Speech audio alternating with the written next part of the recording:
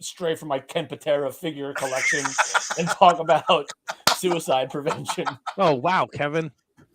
Yeah, way to start. Oh, wow. Hot. Oh, I told you we were going live. yeah, you did. That's my bad. It's okay. No worries. It's Monday night. You know what that means. It's the Shining Wizard Wrestling Podcast. We got so much to talk. No guests. Yeah. Tony isn't drunk. with us because he's been at it. All right, so let me take you guys through this. He told me he was going to be either late or not on the show because he had a holiday party. So I was like, oh, that makes sense. Come to find out this afternoon, it was a holiday luncheon. So Tony's either shit-faced drunk by now because at like 12:30 he was feeling spicy or good or whatever fucking dumb term he used in the text message. And I was like, wait, you can't do the show because you're at a lunch party that's going to go all night or because you're going to get too drunk? And you're like, these people like the party. So Yeah. I was under the impression that this was like it starts like after work at 5 and like, Yeah. you know, he does like weird adult things where like they walk around in their suits. Oh, how's the family, Tom? Hope everything's well on the farm or whatever fucking weird shit normal people say to each other. Not like, hey, how's the AIDS treating you, dickhead? The way I talk to my friends. So Let's see. he's either like drunk or he's asleep because Tony can't hold his liquor. I was gonna say, like, I do the show drunk every week. This is no excuse for him. It was 12:17 this afternoon. He said he was feeling no pain. All right, then that's okay. I'll allow it. That's fine because that means he's. Grifo, you know, KJG, he's a lightweight. No, he is. So that's why I'm saying. I mean, So you're saying that he should have booted and rallied? I'm saying if he was, I was under the impression it was going to be like a nighttime gig. If he's just like too drunk to jerk off right now and he doesn't want to do the show, that's one thing. Yeah. But if he's like functioning drunk, he is super entertaining. I feel like we're missing a great opportunity here. Oh, for content, drunk Tony. Oh my God. Yeah, that'd be gold. Let's get him fired. Talk about the AEW and then forget. Just let him go. We can all fucking get up, take a powder, we'll do whatever we need to do. Dude, I would fuck with him so hard if he was here right now. I'm hoping I texted him to see if he was drunk. He didn't respond yet, so we'll see if he pops in. If he is drunk, what are the greater odds he does or does not pop in? Mr. Oh, Matt would know best, but then I'll throw it to Mr. Rogue here. If he's drunk, does he feel like froggy and like pop in like because like his wife's giving him a pass because he's hammered, or like does he just immediately hit the couch or the bed and just pass? He's probably passed out somewhere right now, or he's doing his kid's homework. Yeah, it's college essays. The kid's 18 years old and he's still doing his homework. Well, that's what I was gonna say. I would expect he's just asleep now because if you're feeling no pain that early in the day, like you go to bed, right? And especially when you get older, man, there's not really a lot of rallying anymore. It's time for bed. There's gonna be a special kind of drunk to be able to rally when you get up there in years, man. So if you pace yourself throughout the day, you can go from like noon to midnight or noon to 1 with no issues. You really got to pace yourself though. That's a really like relaxing riding the wave. That's what professionals do. We're talking about Tony. No, that's a great point. It's salient and sophisticated and accurate. All right, if we hit the 3 drink tier on any given podcast with him, we got there's a chance that we could get canceled with him. Right, Matt. The Full Gear pay-per-view, like. He was the worst. For you, I thought he was super duper entertaining. I had a blast. I loved it. So both can be true. So I also think he was hamming it up. Fair. Playing up for the crowd. Which is a conversation for another day, if that's true. Well, he set a level that's right. for himself where he had to live up to the hype. And I get it. Hype is real with T-Donk. I already like it. Mod Spot. Good evening, gents. Kevin Sandwich. Matt, you get to be the filling, buddy. Yeah, the fucking fast forward filling, Tom. How do you like them apples? We'll get into that nonsense. What's the term that Tony we already got a request for Tony as well. Yeah. Should get him on here. He should do the show. Lucky Pierre is the word. Oh yeah, that's what it is. Yeah. Well, we got it down the aisle tonight. We got Final Battle. We had the survival of the fittest match or whatever. Survivor's Guide. Deadline. Deadline. Survivor Man. There's tons of stuff to talk about. Sasha Banks is going to Japan. Sting just fell at Kevin's house, like Owen Hart style. Oh God. ROH might have a TV deal. Honor Club is back. So much. There's so much wrestling to talk about. And it's all here next. Hold on, I gotta do all this because I'm not used to this. It's all here next on the Shining Wizards Wrestling Podcast, episode 615. That's a nice round number. The following is a presentation Of nothing.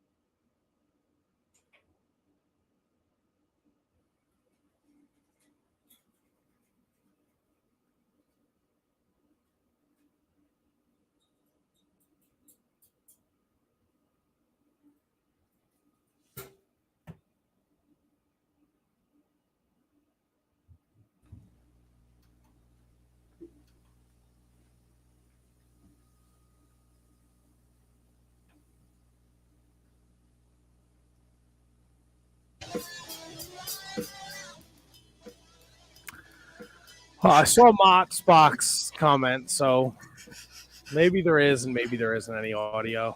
He had no ears. No ear. I heard it in my head. Did you guys hear it? No, I had no ears. I sent a text. I couldn't hear it. God damn it, you sons of bitches. All right, well, I guess I'm going to have to. Hey, this is me, Gene Okerlund, and you're listening to the Shining Wizards Wrestling Podcast. God damn it, man.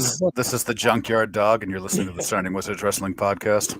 This is Bullet Bob Armstrong, and you're listening to the Shining Wizards Wrestling Podcast. This is Wendy Richter, and you're listening to the Shining Wizards Wrestling Podcast. This is Hard Work Bobby Walker, and you're listening to the Shining Wizards Wrestling Podcast. So you guys don't hear this? Yeah, now I hear that. Oh, yeah. Hey, we got ears. Fucking whore. Hi, this is a fucking horror. You're listening to the Shining Wizards Wrestling Podcast. Maybe it was just the intro. I don't know, man. God damn it. It is what it is. Be blessed. You could, to be clear for my friends in the chat, you can hear us talking, right? You just can't hear the drops. Yeah, because they commented on some stuff before. God damn it, man. What happened? Was it? I bet you it was the Jerry Lynn liner. That's a shame. Hi, this is Jerry Lynn, and you're listening to the Shining Wizards Wrestling Podcast. Man, we same timed it. Yeah. This is Jerry Lynn. I'm the nicest guy in the world. You're listening to the Shining Wizards Wrestling Podcast. Well, I don't get to do a great. I don't get to do a great welcome wagon. Want me to do the welcome wagon? I'll start. Yeah, off. please, Kevin. I'm like all disheveled. You're man. fine, man. Welcome everyone. Matt said 615 episode. Dyslexic Kevin just said that. We have handsome Kevin and dyslexic Kevin. 615 episode of the Shining Wizards Wrestling Podcast. Where, of course, Matthew, you know it's wrestling talk. And talk about wrestling. I will kick this off, baby. KJG. Handsome Kevin. Then I would be Shining Wizards Matt. That's right. You are Shining Wizards Matt, and you are handsome Kevin, and you are tuning in on all the social media platforms, Instagram, not Instagram, YouTube, Twitter. You just want to take it from the top. Welcome, everyone! Episode 615 of the Shining Wizards Wrestling Podcast. Hi, this is Gerald Briscoe, and you're listening to the Shining Wizards Wrestling Podcast. Hi, this is Mae Young, and you're listening to the Shining Wizards Wrestling Podcast. Hi, this is Beetlejuice from the Howard Stern Show, and you're listening to the Shining Wizards Wrestling Podcast. You know, if you motherfuckers keep doing this, someone's going to have to go back and cut up all this audio for great liners. Nah, they're terrible. What we did now is funny, but not good for future endeavors. Says you. It's good to get future endeavored. No. Tony got future endeavored. Did he? I think so. He's out. You think he took my my advice and faxed his nuts somewhere? So that's a new one for me. What does that mean? Is that like literally like how do you fax your nuts? Like a picture of your nuts?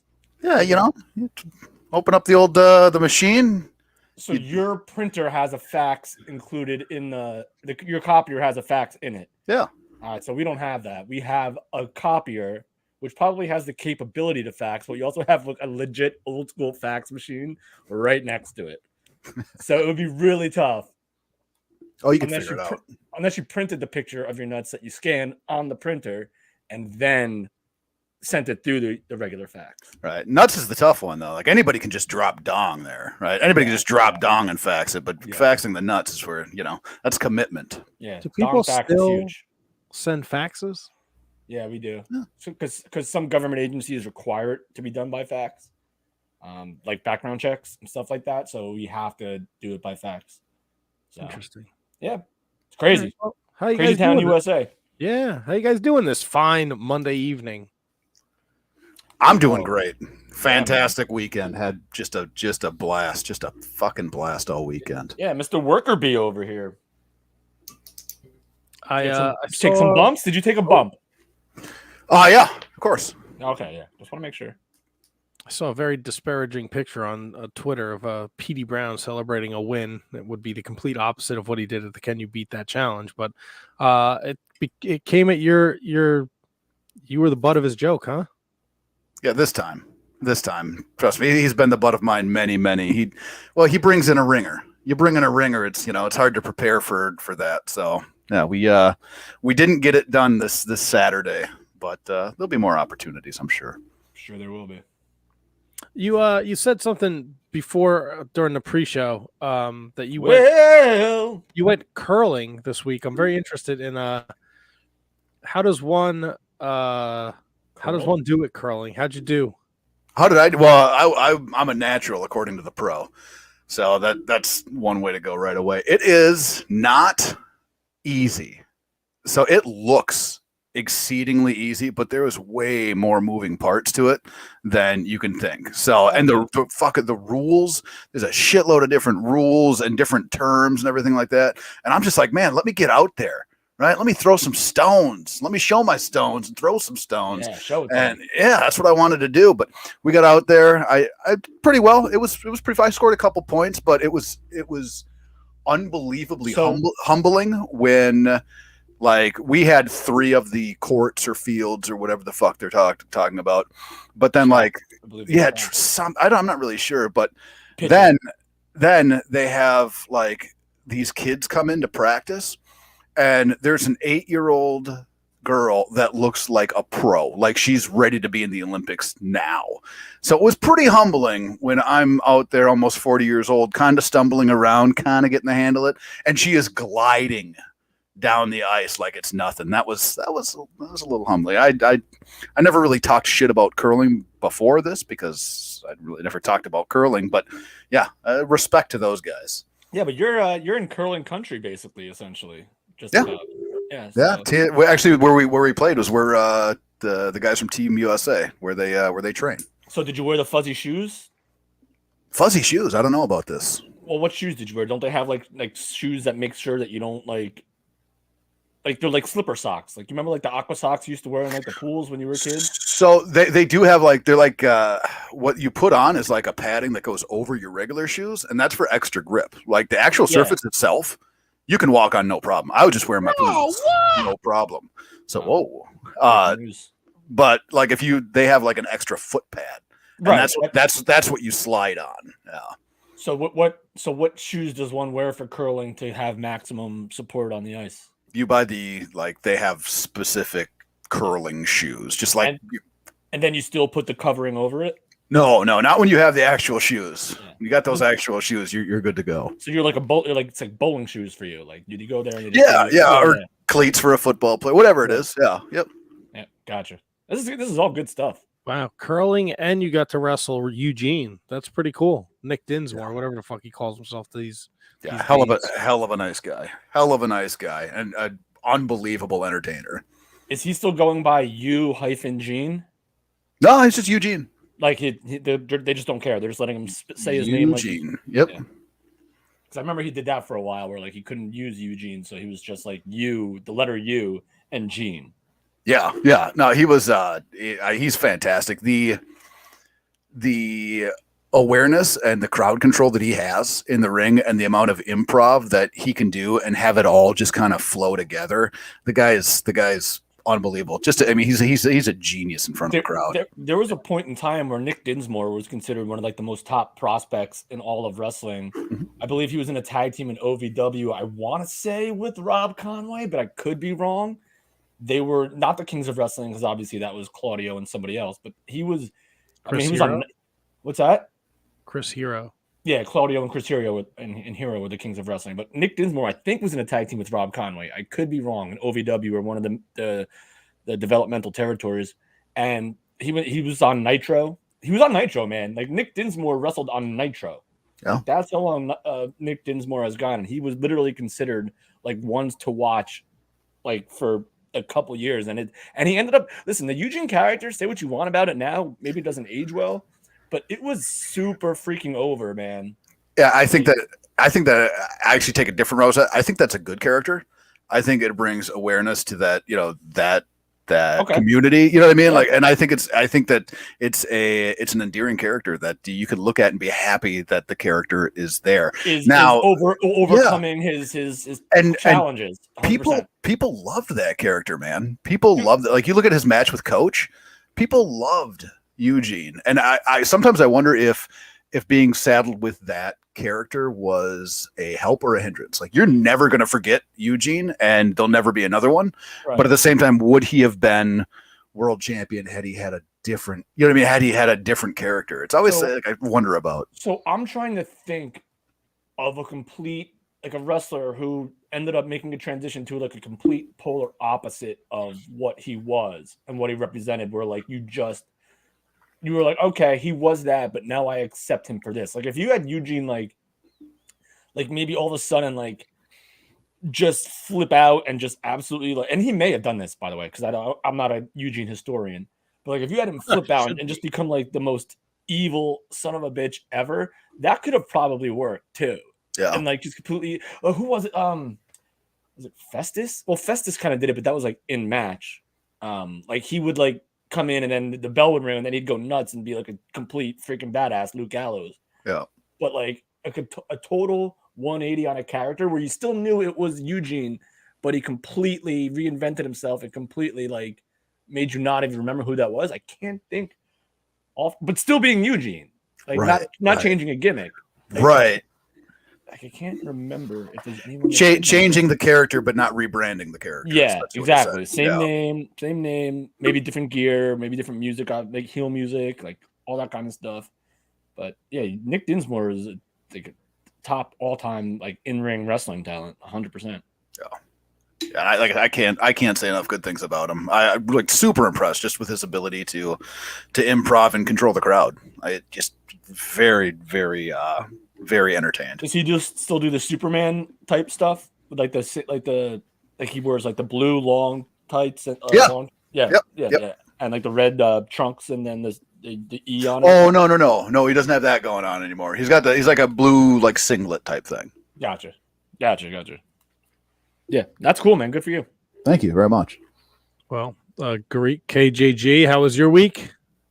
Great week, solid week. Went to the Devils game on Friday. They lost. We're playing the Rangers right now as we spizzeek. And yeah, man, good stuff. Watched some wrestling. Went to my cousin's baby's first birthday party. Saw some family again for like the same time, and like we haven't seen them in years, and we saw them twice in a week. So that was dope. Nice. Yeah, man. Yeah. How about you, buddy? Just full of work and nonsense. The usual. Nothing too exciting to report on my end. I was wifeless for the weekend. You were what? Wifeless. Uh-oh. where It she's was very, shooting- uneventful. shooting guns somewhere. She was with the niece and nephew for the weekend, and then she did go on a duck hunt this morning, and she just got home a little while ago. Did she like hold the gun right up to the TV like a jerk? And just, No, like, she did just not. start- It was not that type of duck hunting. I think she would have preferred it. I know, Yeah. very cold at like 5 o'clock this morning. Yeah, I had to, today actually was like the first time I was late for work in like forever because I didn't realize it was going to snow, and I had to get the snow and the ice off the car, and I couldn't find the scraper gimmick, so yeah, 6 minutes late. I don't like it. It's a fireable offense. Yeah, it might be out. It'll You be like guys have Tony. any interest in this? That Vince documentary is finally dropping tomorrow on Vice, right? Yes, I'll watch it 100%. Very excited, actually. Very excited. I want to know what way they're going to take with it. I want to know. Is it going to be a hit job? Yeah, it's Vice. Well, all right. So here's the thing: it started long before all this stuff happened. So Yeah. like it was in production for a very long time. So now, and that's why I believe it was delayed. I could be wrong, but like, will now they include the latest, allegation stuff that has been involved in it? Is that the intention? Is that the contention of the documentary? It's going to be like Salacious Vince. I don't think that they wouldn't have put it on hold. Right. You know what I mean? If they were going to include it. Or am I confusing that with the movie? Am I confusing that with the? Whatever they were doing for Netflix allegedly was canceled because of all the allegations that came out. Like the Paisley, like wasn't Brad Paisley supposed to be him? No, not Brad Paisley. Who am I thinking of? The guy that was in Wait, at first when you said Paisley, I thought you were going with Charmel and went, oh, her too? Oh no. Who's the guy in that movie with Lady Gaga? And he was also in Wedding Bradley Crashers. Cooper. Bradley Cooper. Wasn't he supposed to play Vince? No I think idea. he was. And some sort of documentary. But so yeah, I'm confusing that with this, but they have to include all the stuff. So They have to. we're just convinced it's going to be a hit piece. I'm convinced it's going to be a hit Vice piece. released a trailer about the documentary. It features comments from men that worked with Vince, like "goddamn" and "bro." While the Wrestling Observer's Brian Alvarez was shown making a comment. Meltzer's on there. It hits on some big moments. The screw job, Brett punching Vince, Owen Hart grabbing Vince because Owen died in '99. Wait. How did Owen Hart grab Vince? I guess that was something that they did on Raw after. I don't think Owen Hart ever. When he came. Okay, after Bret Hart left from the screw job, Yeah. Owen came When back he- as like a badass. Yeah, when he hopped through the crowd and jumped in the Yeah. ring. Yeah. Yeah. The steroids trial, they're definitely gonna. There's like a 2-minute 2-minute trailer. I'm not gonna. The 9 lives of Vince McMahon. Said more than that. Goddamn pal. Ah, All right, so that'll be fun for you guys to watch tomorrow, right? I will watch it. Maybe not live, but I will definitely check it out. Yeah, I'm definitely going to watch it. I just wish that I hope they include some of the good things he's done. Like some of the good things I hope they include. Yeah, you know what? Like Vince to me is like I don't like. I get it. He's like the reason why wrestling exists, but like I don't care if they don't. Like, fuck them. Like you know what I mean? You want it to be a complete hit job. You got to want it pay a be- lot to fuck them. I want it Get to like. paid a lot. I just want them to be entertained. I don't honestly care what they include one way or the other. Like if they decide not to do the good things because of what has happened, and I don't care. Like I'm not gonna lose sleep over either way. If it's a hit job, I won't lose sleep. If they have anything positive, I won't lose sleep. Like it is what it is. It's Vince McMahon. He's irrelevant now. Totally irrelevant. I wish that there was a company or a channel that would come out and just do puff pieces. Just like counteract all the negativity that Vice is Yeah. putting out there, and just give me some puff pieces. Like that's all I want. Nickelodeon. Yeah, just give me some happy wrestling, like It's called happy wrestling documentaries. It's called the WWE Network. Oh yeah, the Peacock. They'll take I out don't know, their own. man. You know it. No, man. There's a couple. Look, Like this Ric Flair one coming out. Like who? Like that'll be a puff piece probably. is that on? That's a Peacock, right? Peacock. I vehicle? saw a commercial for it when I was watching NXT, so I'm assuming it's Peacock. The Peacock date revealed for Peacock's Woo Becoming Ric Flair documentary. Surprisingly, it will after like, air on Peacock the day after Christmas, December 26th. yeah, surprisingly, through all the stuff that he's been through and been labeled as a bad guy, dude, like I listened to his podcast, he's still got it together, man. Like he talks and he remembers a lot of stuff that I can't believe he remembers, and he's pretty put together, like mentally, mind and sound speaks normally. Like he knows what he's doing. That Flair guy. Yeah, but again, going back to the same conversation we have any time there's like a new documentary like this, like we'll watch it, but it's very unlikely that we will learn anything new about Right. Ric Flair. The three of us, and No. probably a bunch of people listening to this. Right, and it's like that's why I really do still intend to watch Tales from the Territories, because there's probably stuff in there that I don't know. Like in those, like there's probably stuff that I've never heard. So that's like I'm really looking forward to that. And like I was home for lunch today and had the Dark Side of the Ring with David Schultz on there, and I totally forgot that he was a bounty hunter and he had like commercials and like was like a really successful bounty hunter. And he let some guy like even like do a line of coke on his table before he arrested. Isn't that what Steve Blackman does as well? Yeah, I think so. That's one badass tandem. Yeah, dude. I just you ain't messing with Dr. D, or you're not messing with the Lethal Weapon. That's for sure. Boom, chicka, boom, boom, boom, boom, boom. Did you fellas have a chance to check out the Ring of Honor this weekend? I sure did, my man. I did not. Sure did. I was on the road. You got some picks over there? Oh yeah, this guy's making towns. Oh shit, I gotta do fucking picks too. Oh, you don't have to do them now. Stupid I don't- music. Can you top that music? Do I have the picks music? Here we go. Hey, ho ho! This penis party's got to go. It's time for the Shining Wizards pay-per-view pick. Extravaganza!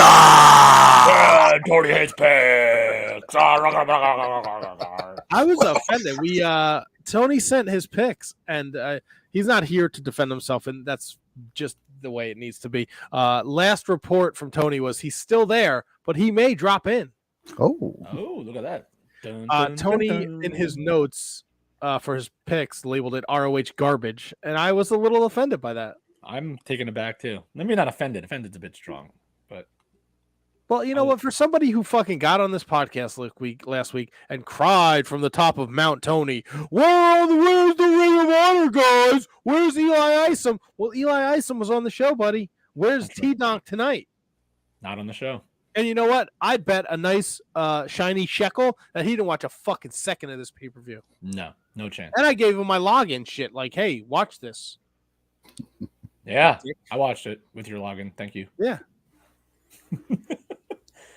Yeah, no, there's no chance Tony watched a minute of it. No You chance. think any of the free thing on YouTube, you think he checked that out? Nope. With his man? Hulu, his man was on. Hulu the Pineapple Man was on it. No, still no. Nothing. No chance. No, I get not 1 second of the show did he watch. I think Matthew Birch again. This is 3 weeks in a row. Tony is right. ROH is pretty garbage. There's nothing to. There's not enough product to make that assessment. I don't think. It's a strong take.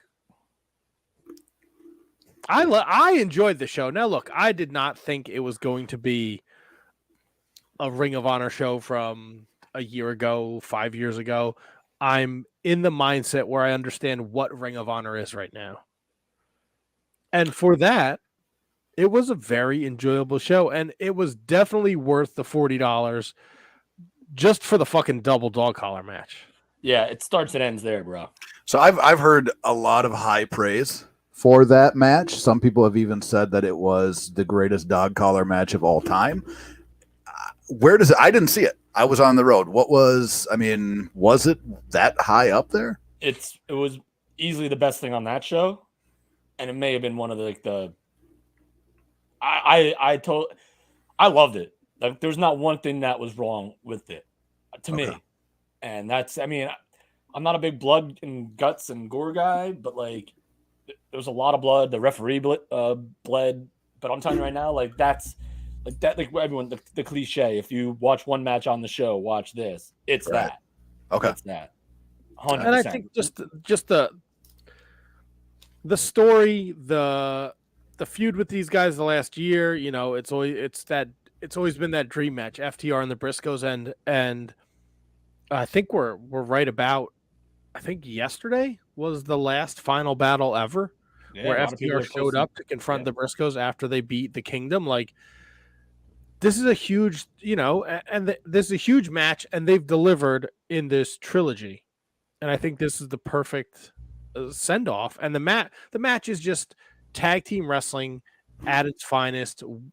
When you put fucking four guys in dog collars and they're attached to each other, they make it work. Things were logical. They told a great story. Yeah, there was not a whole lot of. I mean, obviously, when you have like this kind of tether, no pun intended here, there's gonna be some clunkiness, but there really like wasn't a whole lot of clunkiness in this match. There wasn't no awkward, guys slipping, making terrible moves. Like the chain gets in the way. The only thing that you might be able to point out, and this is totally nitpicking, I didn't even mind it, was when Dax kept trying to wrap the chain around his head to do the headbutt, and he just couldn't fucking do it. And it took like 6 minutes for him to do that, just to do a headbutt spot when you could have easily just wrapped it around your fist and dropped an elbow or dropped like a rocker drop, a punch. Right. I was gonna say wrapping it around your fist and dropping an elbow wouldn't make too much sense, Kevin. But No. were they all blow. four connected, or were they connected one-on-one? I forget who was connected with who, but it was one-on-one. Okay. That would be fucking nuts if all four of them were like connected. Oh, and they're just like, remember the episode of The Office where they're all like shooting, like had the gun hands at each other, and just like that would have been nuts. That's a something logistical nightmare. Yeah, you probably can't work like that, I imagine. Long enough chain. Yeah, and the crowd was into it. It was hot, man. It was real fucking good. It's up there. Did it go on last? No, which painted like the.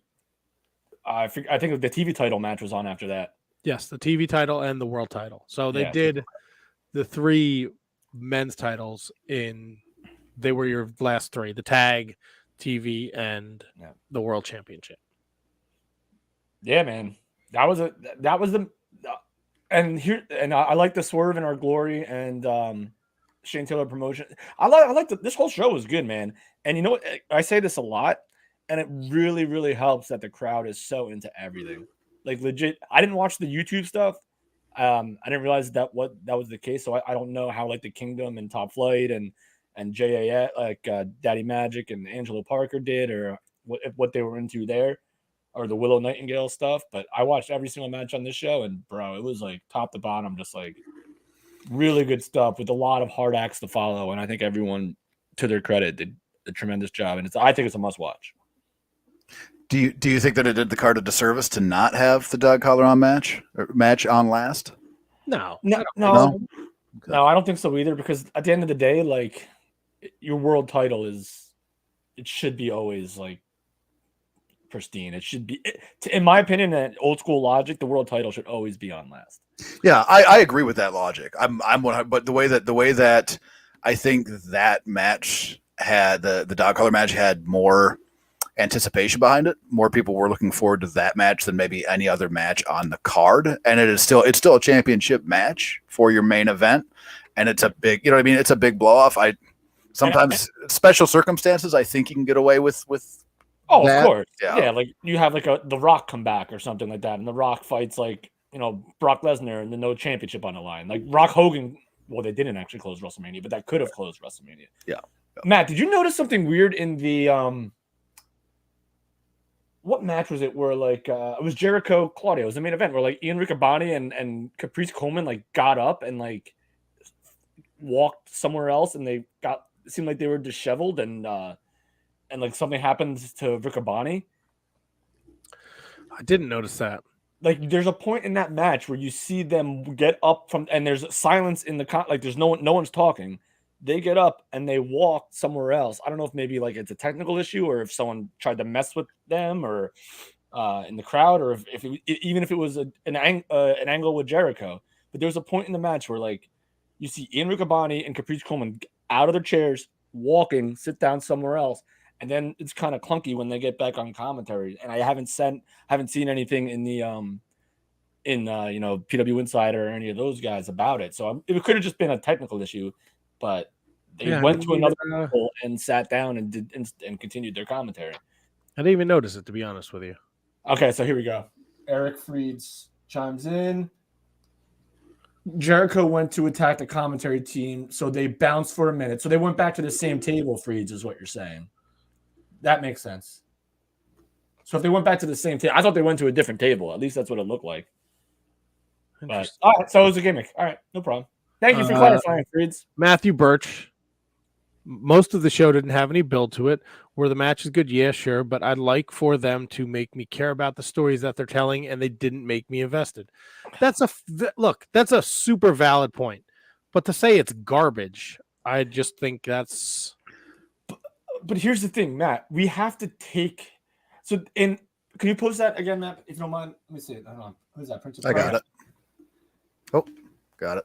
So most didn't have any build. Were the matches good? Yes, but I'd like for them to make me care about the stories that they are building.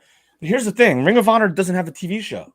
They don't have a weekly gimmick. AEW can do whatever they want to promote it, but it's not.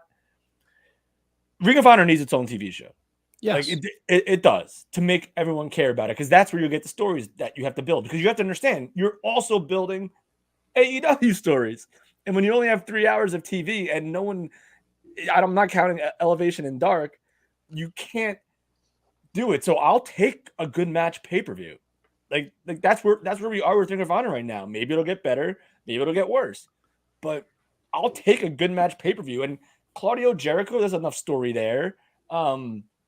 Briscoe's FTR, plenty of story there. Athena, Mercedes Martinez, they did a good job showing their history. So, is it perfect? Of course it's not perfect, but I think that they do a great job. With the state of Ring of Honor is what it is. I think that it was fine. And I thought this was a great pay-per-view. See, and I just in general, I'm not big on what they're doing. ROH to me feels like something that AEW forgot they had in the fridge a lot of the time. And it's there, it's great, but you forget that it's there. It's still in the back of the fridge, right? So you open up, you clean out the fridge, you're like, oh shit, that's right. I still have this fucking drink that I love. I forgot I had one left. That's the way it seems. So to try and build an entire pay-per-view around it, I was a little skeptical. I'm glad to hear that a lot of people enjoyed it. That is great. Yeah. But until they have, like we've talked about this before, until they have their own TV, until they can have something separate from AEW, I just can't really. I can't get full on into it. I'm glad that they had a great pay-per-view. I am, but there's not enough meat in the entirety of the stories to it. I get. Mott Spock says the YouTube show did a great job of setting up the show. So I didn't see it. Again, I didn't see the pay-per-view either. But having a YouTube show set up your pay-per-view, there needs to be a little bit more to it. Well, I mean, that's their, I guess that's their free-for-all. Right, yeah. So and that's where we are now in 2022, where most of your pre-shows are going to be on YouTube unless you're WWE and you have your own streaming network. Right. Impact Plus is going to have stuff on Impact's going to have stuff on YouTube. Ring of Honor is going to have stuff on YouTube. AEW is going to have stuff on YouTube. So I have no issue with that, and that's what that you should, because most people are going to be on the computer anyway. So let them go to the YouTube page and entice them to buy this show. And and I'm not picking on Matthew Birch. I was just curious as to why he felt his comment, Ring of Honor is garbage. And look, I get the criticism. Right. You could take away the ROH logo and throw fucking PWG up there. It's the same thing, right? It's just that's fair. That's what it is right now. That's what Ring of Honor is like. PWG on a national stage, right, with the AEW backer behind it. The show was great. The matches were great. The stories were there, but I don't think we got the full. I don't think everybody's watching Rampage for the Athena Mercedes Martinez story, right? People are kind of fucking sick of Jericho. That's what AEW seems to do with him, and everything that he does is just down the fucking throat Chris Jericho. Well, I mean, to their credit, he lost. So no, and that's the way he lost. I thought was super fucking creative. I know a lot of people were not happy with him tapping during the swing. I was going to ask. I was going to ask love about that because that. I did see it. Did it get over with the fans Absolutely. that were there? They loved it. Absolutely. I loved it. Real quick though, Sullivan. I'm so sorry. I know I blocked you on YouTube. I have no idea how. I have no idea how to change that. That'll be something that we work on because I love you, brother. And I did not mean to do that. That was a complete accident. I was trying to block a spammer, and I accidentally blocked you. So I apologize completely. But thank you for watching on Twitch. I thought I don't think anyone saw it coming. So like you kind of like when someone's in, it was tough to see like that he actually did it. So like in that moment in time, you're kind of like, what the fuck just happened? But then you're like, wait a second. I don't think anyone's ever tapped out in the swing. Yeah. So to me, that and if someone can correct me, please do. But from WWE to AEW to Ring of Honor, I don't think I've ever seen someone legit like tap, maybe lose consciousness, maybe pass out. I've never seen anyone tap when that happened. So I thought it was dope. How did they set it up, and was it like an ungodly amount of rotations? Because that's what I want to know. Like, it can work. Any submission really can work. It's just how you set it up and how it plays out. So what was the setup, and was he spinning for 2 minutes? Was it fucking I don't honestly remember. Matt, you could probably help me out. I honestly don't remember how many rotations there were, but when Cesaro like finally dropped them, like you could tell he was spent. Yeah. So like 27. The 27th swing is when he tapped. That's beautiful. That's good stuff. Yeah. That's the meat. Yeah, and I'm seeing 35, 33, 35 ish from other people in the chat here. But again, what was directly before the swing? Like, how did he? We went. I think it was a top rope lion tamer type deal, right? Or no? There was a whole Casanoli goes for the swing. Jericho puts him in the walls. Parker and Minardi make their way down there. They give him the bat. Yeah. Casanoli gets hit with the bat. The referee ejects the two of them, and then he hits the swing and he just fucking rocks it out. Gotcha. The observer here is saying 27 times. So eat your hand, boys.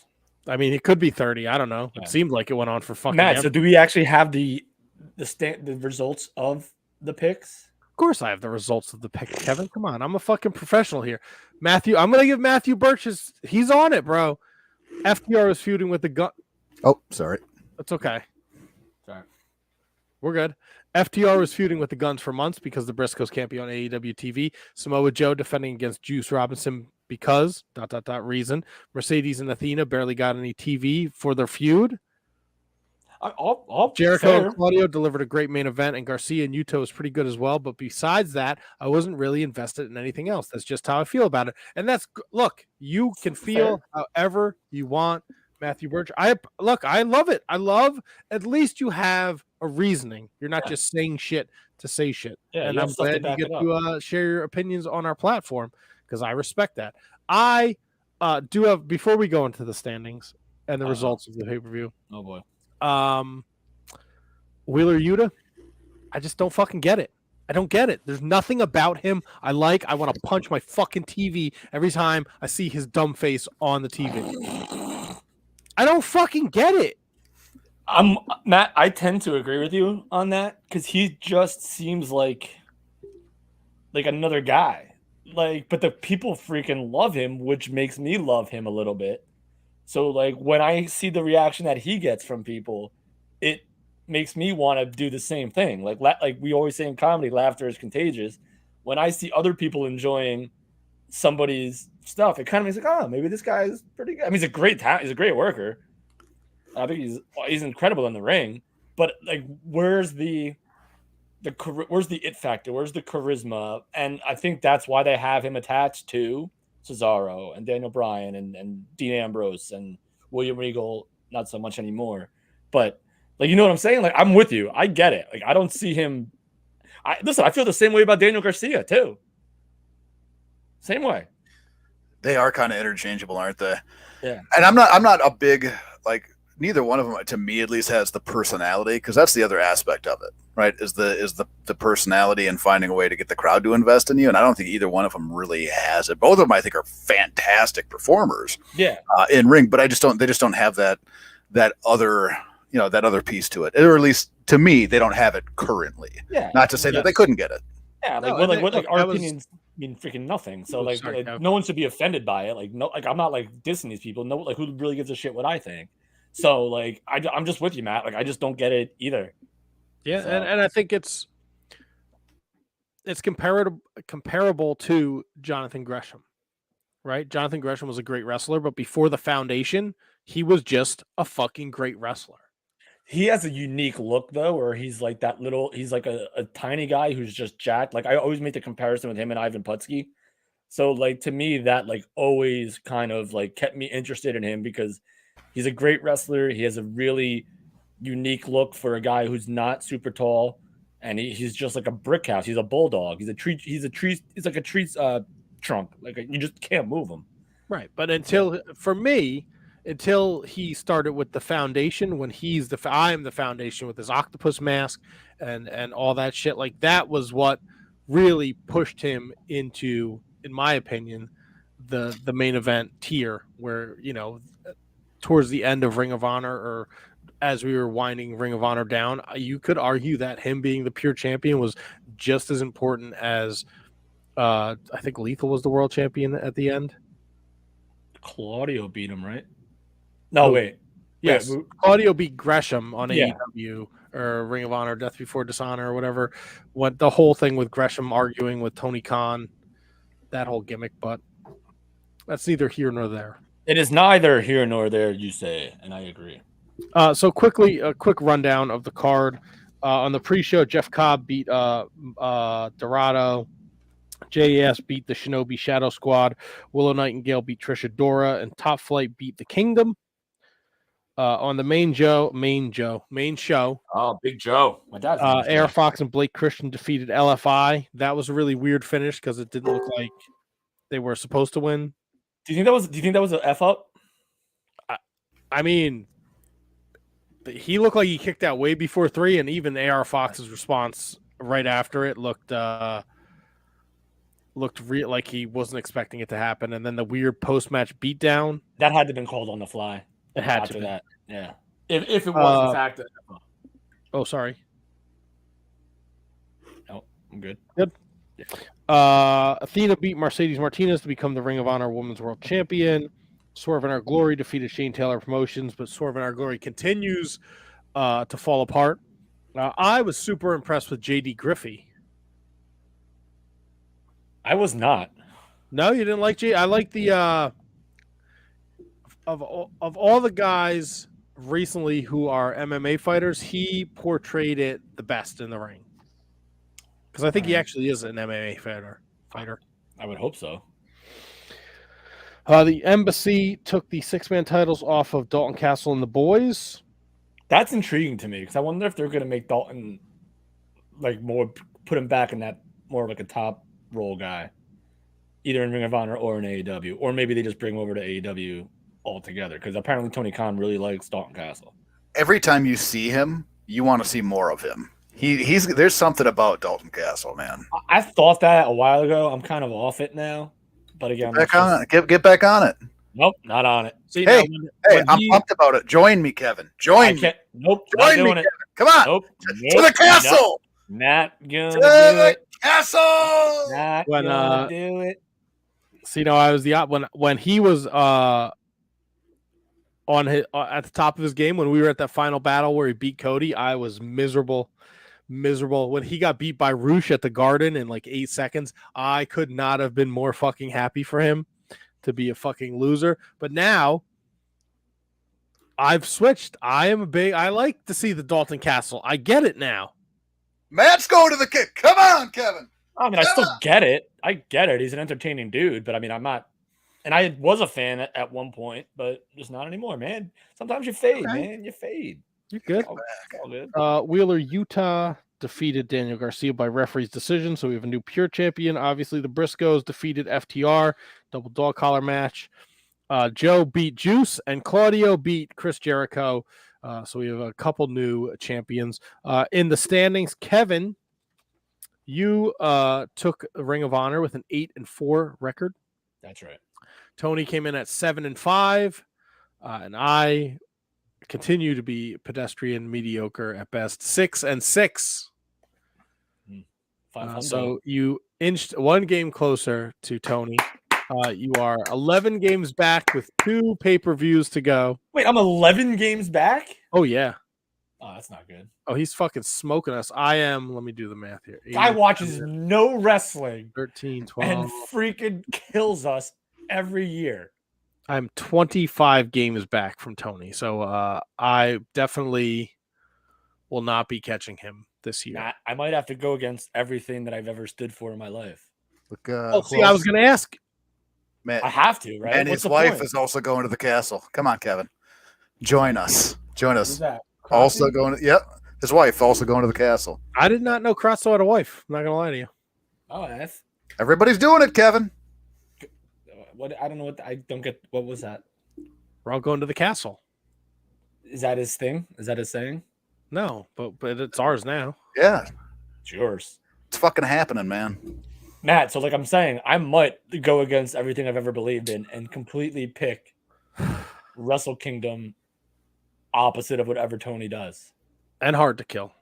And hard to kill. Well, hard to kill, I can't. That's Yeah, well, I was going to ask him, what do you do here? Do you accept defeat? No, never. So what if this Kevin, what if this blows up in your face and I surpass you? And It then doesn't you're matter. We both get punished. I understand, but it's just at that point, it's a matter of pride, right? Because your standings aren't going to reflect your picks. But at that point, everyone knows what I'm doing. I'm going to be making it public as to what my objective is. So if I end up losing for the year, at this point, everyone knows why. So it's not like I just made bad picks. It's just like I have to do it to beat Tony. Do you And if I end up losing to you, that's a risk I'm willing to take. Do you realistically think that's going to work in your favor, though? No, not at all. But I also don't think that picking with my heart will also work in my favor because odds are Tony and I are going to have a lot of the same picks. It's just Yeah, but at the end of the day, you put your head on your pillow, knowing you did the right thing, and Tony got the best of you, and maybe you rattled off. Been doing that for too long. Hasn't worked out. Not doing it anymore. I'm done. Well, I mean, you just end the year on a high note. Nope. No, just do fucking turn it into Beaky Buzzard. Nope. No.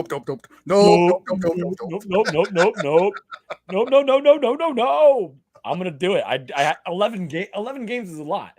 yes. We should have picked the NXT deadline. Should we have? I think what were there 4 matches? 5.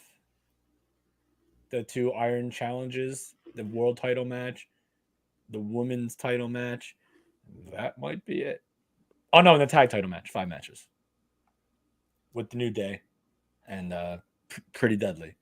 So yeah, no, I might have to abandon all of my beliefs to try to take. But now here's the thing: does Tony hear this and pick? Never mind. I'm not going to continue with this because that could be a big part of strategy here. Maybe Tony picks what he thinks are the complete losers, and then I say, "Hey, I'm going to pick the opposite of your complete losers and pick who I think's going to win," and then just do the old flipperoo. What's good for the goose is good for the gander. How about that? Interesting. Oh yeah, a lot of not just a hat rack, man. Well, post final battle, we did get the relaunch of the Honor Club. And the news, of course, Tony Khan had to have a press conference because it's all about him. There we go. That Ring of Honor's weekly TV show will be featured on the Honor Club. There's no date as to when that is going to happen, but people are speculating early January post Wrestle Kingdom. I'm in. Now, I think there is a bit of because the new Honor Club has been released for $9.99 a month. I don't think you have to pay to watch the weekly TV, though, because that seems incredibly stupid. TNA did it. $10. Yeah, but that was advertised as a weekly pay-per-view, no? Yeah, but I mean, it was advertised as it, but we all know that it was just your TV. Yeah, but it wasn't presented that way. Yeah, it was 100%. Was it at the beginning or towards when it got to the Matt's middle? freezing up here. So what I'm understanding is that they have this is going to be their platform. For now, I would Okay. imagine. I don't know for sure. Like Ring of Honor cannot exist without its own show. Right. That's what like I'm dead set. Like, yeah, it could be cool. Like I've said in the past, like all these championships that AEW has, like there's 1,000 of them, and I still don't get bothered by each one being there because they're still presented in a good way. Like Daniel Garcia is an over guy. Wheeler Yuta, despite what we just said, is an over guy. You know, freaking the Dalton and the boys, over guys. The Embassy, maybe not so over, but still there. And so like each thing like still matters to me because it's presented in a way that they're mutually exclusive from each other, where I don't look at it like one belt is diluting the other. Like I don't look at the Ring of Honor TV championship diluting, you know, the AEW TNT championship. Like I don't look at the Ring of Honor world title diluting MJF's AEW world title. To me, they are still different. And that maybe I'm looking at it through rose-colored glasses. I don't know. I mean, I'm not completely gonna like go against your show because it's how you look at it, but it does seem a little rosy. Yeah. It seems like everybody that comes down to the ring on AEW TV has a belt, one belt or another, and when everybody has one, it does dilute everything else. I'm just kind of confused as to.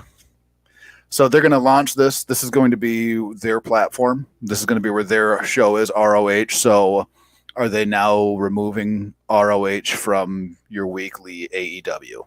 So Tony Khan said he will be featuring less Ring of Honor on the AEW programs. So you're telling me that Samoa Joe is going to be okay with wrestling on Honor Club and not TNT or TBS every week? Well, he's the TNT champion, so he's going to be featured on both. All right, so that was a terrible example. Are you telling me that Claudio Castagnoli is going to be okay with just wrestling on Honor Club and not on TBS or TNT? Well, I think you're picking guys that are role players on both programs. I think the Embassy, I think the Shinobi Shadow Squad or whatever the fuck they call themselves. I think there's a lot of the Kingdom. I think there's a lot of people under the AEW umbrella, Ring of Honor umbrella, who aren't getting the TV time they necessarily need to help build the product and the stories that they're involved in. So I think those guys, right? Do you think Taven and Bennett are happy to go down to Orlando and tape weeks worth of AEW Dark? Or do you think they would rather be the centerpiece of this new Ring of Honor TV show that's going to be weekly aired on Honor Club? It'll be no different than the formula Ring of Honor was doing before then. They'll probably rent out a place and do TV tapings, and that'll be your TV. Well, they'll probably just load up when they do like the studio stuff for Dark and Elevation. They'll probably also do Ring of Honor probably at the same time. But now here's the thing, though: do you transfer? Why am I saying it like that? I don't know. Transfer. We transform. We're gonna transform. So like now here's the thing: if Claudio and guys like Samoa Joe and all the top guys, do you think they make it less than if you want to keep them on AEW and maybe you give the belt to someone like Brian Cage or someone like who like does Ring of Honor immediately become less than because maybe Claudio is still on TNT and TBS and Samoa Joe is still on TBS and TNT and the Revival are still on TBS and TNT, and now all of a sudden you're getting this product that it doesn't have the stars that it did because it's Honor Club only? Or do you think they just say, hey, this is my job, I'm getting paid, I'll do whatever you want, I'll wrestle on Honor Club and not on national television?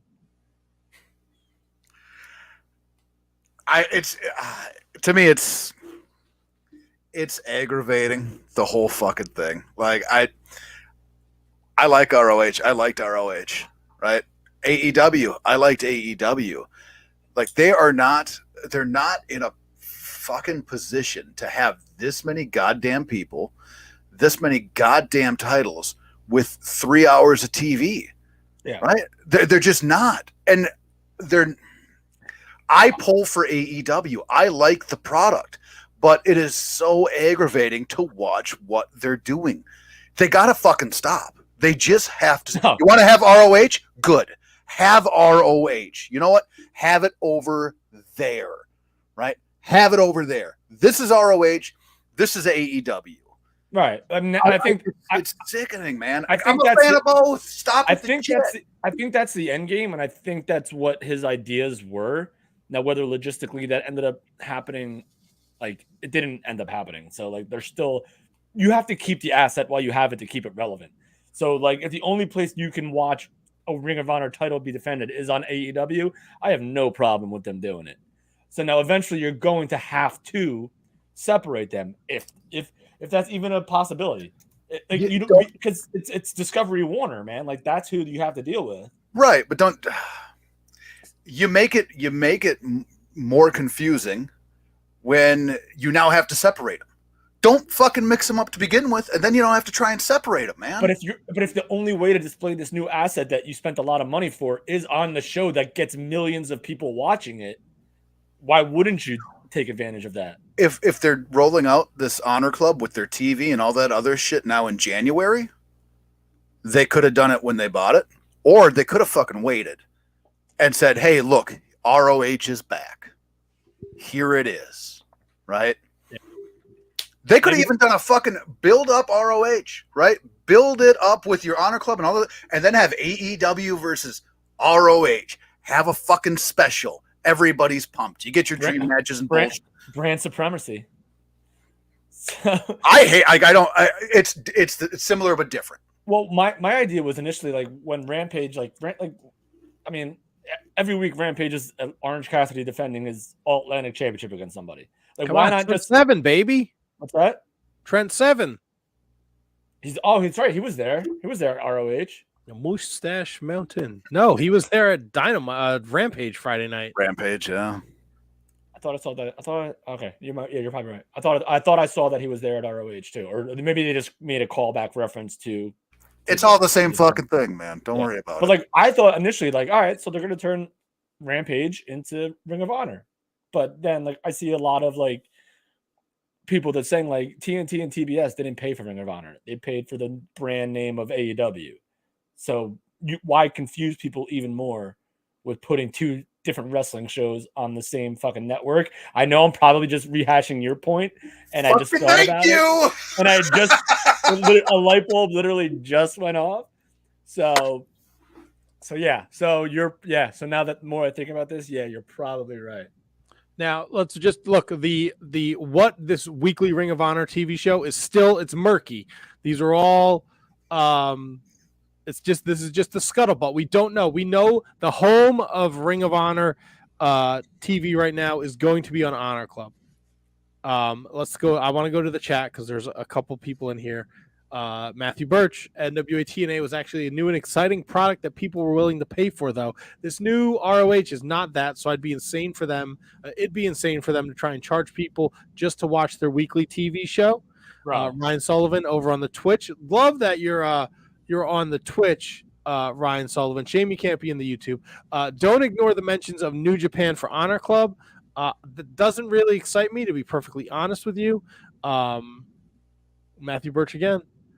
They could have displayed this new Ring of Honor with its own YouTube show months ago, and I'd have no problem with it. New Ring of Honor and AEW feel exactly the same, and neither of them feel special because of the crossover. Matthew Birch, my man. No, Matthew Birch is not making sense because Ryan Sullivan. Okay, but those guys were going to be on AEW anyway. Why not keep mentioning Ring of Honor to keep interest alive? Ryan Sullivan. Right. Going back to his end, like I don't understand what like his opinion of exciting is between ROH and NWA TNA. Yeah, I get it. It's a different brand. It's a different. He's saying at the time the NWA TNA thing in 2002 was new and exciting. What freaking Kevin Nash and Scott Hall and Ken Shamrock and freaking Jeff Jarrett and Raven. It was exciting because it was new. It was new, but it was also an alternative. Well, you need an alternative. Now AEW is making an alternative to the product that they haven't fully fucking built yet. So here's the thing: AEW is the alternative. So if they're making a subsidiary of their own alternative, then you can't like literally expect that to happen overnight. An alternative to the alternative, Kevin? A third brand. Oh, What Ring of Honor was. Bend me What all Ring the of way Honor over. Ring of Honor was the third brand. I do like Ryan Sullivan here. That's a fair point. Why, if Honor Club is home for Strong, 2 programs, 1 price? I'm not against that. If the New Japan involvement is a home for New Japan Strong, Is that a thing? New Japan Strong is a thing. Yes, it's on. No, I Fight mean on Now. Ring of Honor, on Honor Club. Well, there's talk of the involvement of New Japan in the new Honor Club. New Japan's got their freaking lot of spoons in the porridge. That's What- okay to put a lot of spoons in the porridge. If it's That's right. another vehicle to get people acclimated with the New Japan Strong talent, then I'm Yeah. not against it. Again, I'm paying for Honor Club because I'm a fucking wrestling nerd, and I'm paying for the Ring of Honor catalog. If you told me that I have to watch Ring of Honor TV weekly and I have to pay $10 a month for it, I'm not doing that. Right.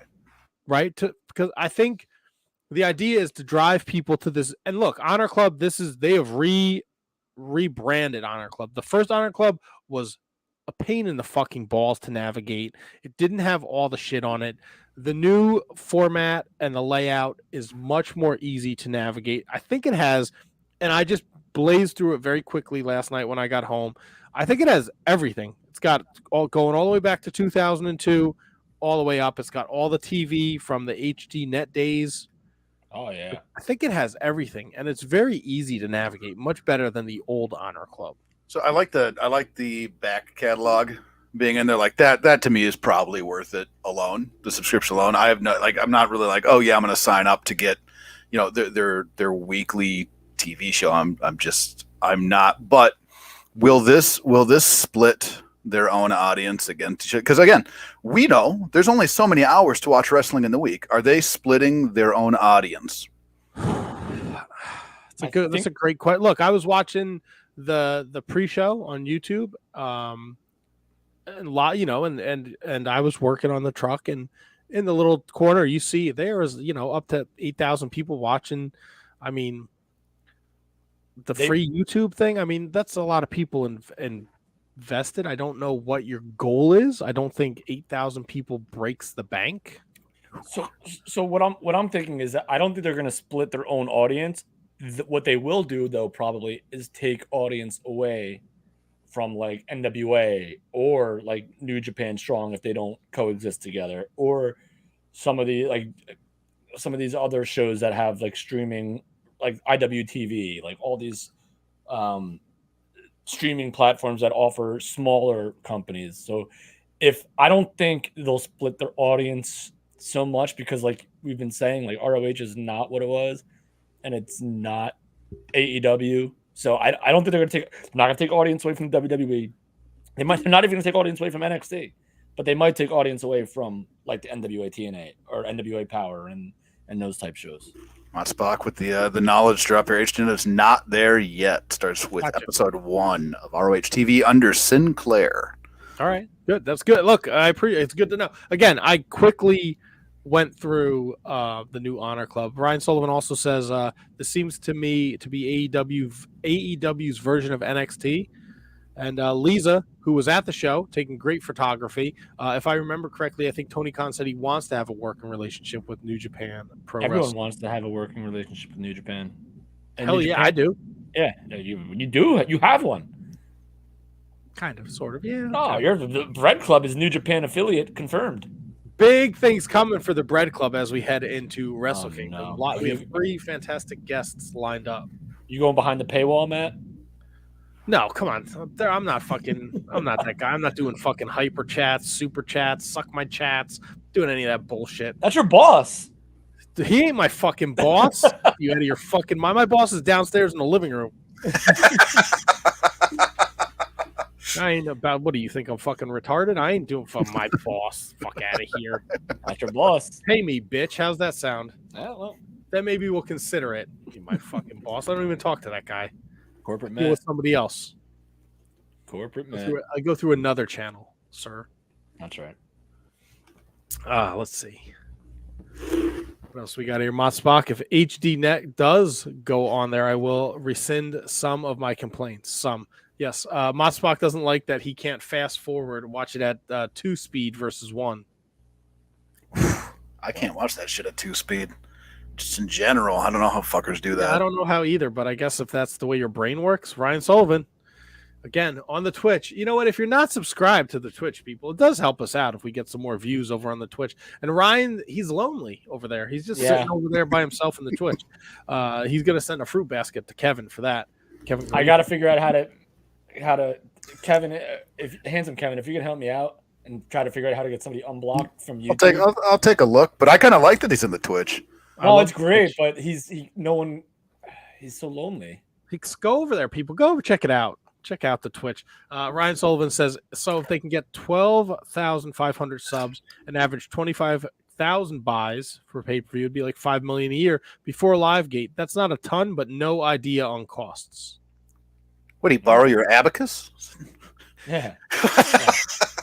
Those freaking math. Ryan shoot job deals in money, so he knows. Fucking shoot job. Fucking face. Whoa. Shoot job. Shoot job. Oh, yeah. Shoot job. Oh, I'm so important Kevin. that my actual job is not my real job. It's a shoot job. Go through old episodes and listen to you use wrestling terminology in your daily talk on this show. What's that? You heard me. No, I didn't actually. Don't make me go through the catalog and find when you've used says things like shoot job. All right, that's fair. I've probably done it before, but I still hate it now. Had. You have, and it was popping. It was popping. my shoot job was popping. Pop it like it's hot. So look, lot of news in the world for the Ring of Honors. Oh, we're still. Oh, this is the Ring of Hours. No, I'm just saying in general. We just did probably like 45 minutes on Final Battle and this Honor Club. Oh, look at this! High five, Tom. Hey! He's on the Twitch now. This is good. Hey, Milwaukee! If you boost the Twitch numbers, right, there's some weird algorithm, and it'll definitely get more eyes on our Twitch. All right, so maybe me booting Schlong was a good thing. Maybe. Hey, maybe. Oh no! Oh no! Face up there. 72 minutes on Ring of Honor. Tony Zatkos. What is that? A butt plug as your picture? Looks like it. Fucking ghoul. Oh, it's a nannerpuss, I think. I thought it was like a stack of pancakes. Tony, if you're in the fucking don't go fucking filling up the chat. Just fucking log in the StreamYard, you dick. You drunk chud. Party crasher, baby. Let's go. Chud. What the fuck's a chud? I don't know Tony's what's a a chud chud. with you. Chud. see. Gotcha. It's chud. Chud. Definition. Chud Ruckers, Nope. great restaurant. That's what does chud stand for? Urban Dictionary. A chud is an unattractive person whose defining characteristics of their personality is their egotism, most often used to describe typically one-dimensional preps, chaunches, or the like. What's a chaunch? Chaunch. That doesn't sound like Tony to me. A No, particularly mean sounds like insult. It should not be taken nor thrown around lightly. Oh, take it easy, man. Yeah, you Oh. fucking chud. Whoa. And then would you like to hear the example? I would love to hear the example. Those chuds drinking on the patio of O'Reilly's are going to get egg salad sandwich bombed back to the caves they crawled out of. You fucking opened it like it was a commercial. Those chuds wearing cotton dockers. Oh, here's a good one. Welcome everyone to Chuds, where we serve egg salad sandwiches. This week on Chuds. Here you go. Anyone who has no good qualities at all. That's what a chud is. Asshole, morons, idiots, jerks, preppy pieces of shit, meatheads, etc. This week on Chuds. I love a good Chud. Love a good, firm, solid chud. Oh, love a good Chud. it was also a movie, apparently it was named Chud, but it was C.H.U.D, and it was a cannibalistic humanoid underground dweller. So it's Chud. That was a movie from 1984. Cannibal human underground Ground dweller. dweller. Humanoid. Humanoid. Asian Joe wants you to go with chode instead of chud. A chode, I think, is a lady part. No, chode is like a vegetable, isn't it? Chode is a area around the butthole. When he Oh. got a rim job, she licked his butthole. Licked his chode. Matt, do the Google search. I think The chode is like Chud's looking at chode. aren't chodes like maybe I'm thinking artichoke? What am I thinking? You got fucking artichoke and chode mixed. Chode vegetable. Chode food. Chode? Chode food, yeah. Pop that in the search engine. Oh no, it's a penis. Wait, what? That's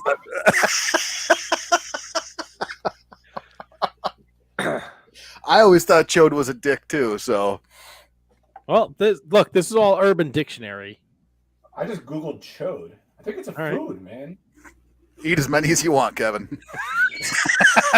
You fill up, baby boy. I don't know, man. Someone find out. Wait, I just Empanada? told you. No, but I'm telling you, I think it's. I saw it on Seinfeld. A chode? Well, there's It was a Seinfeld parody, Matt.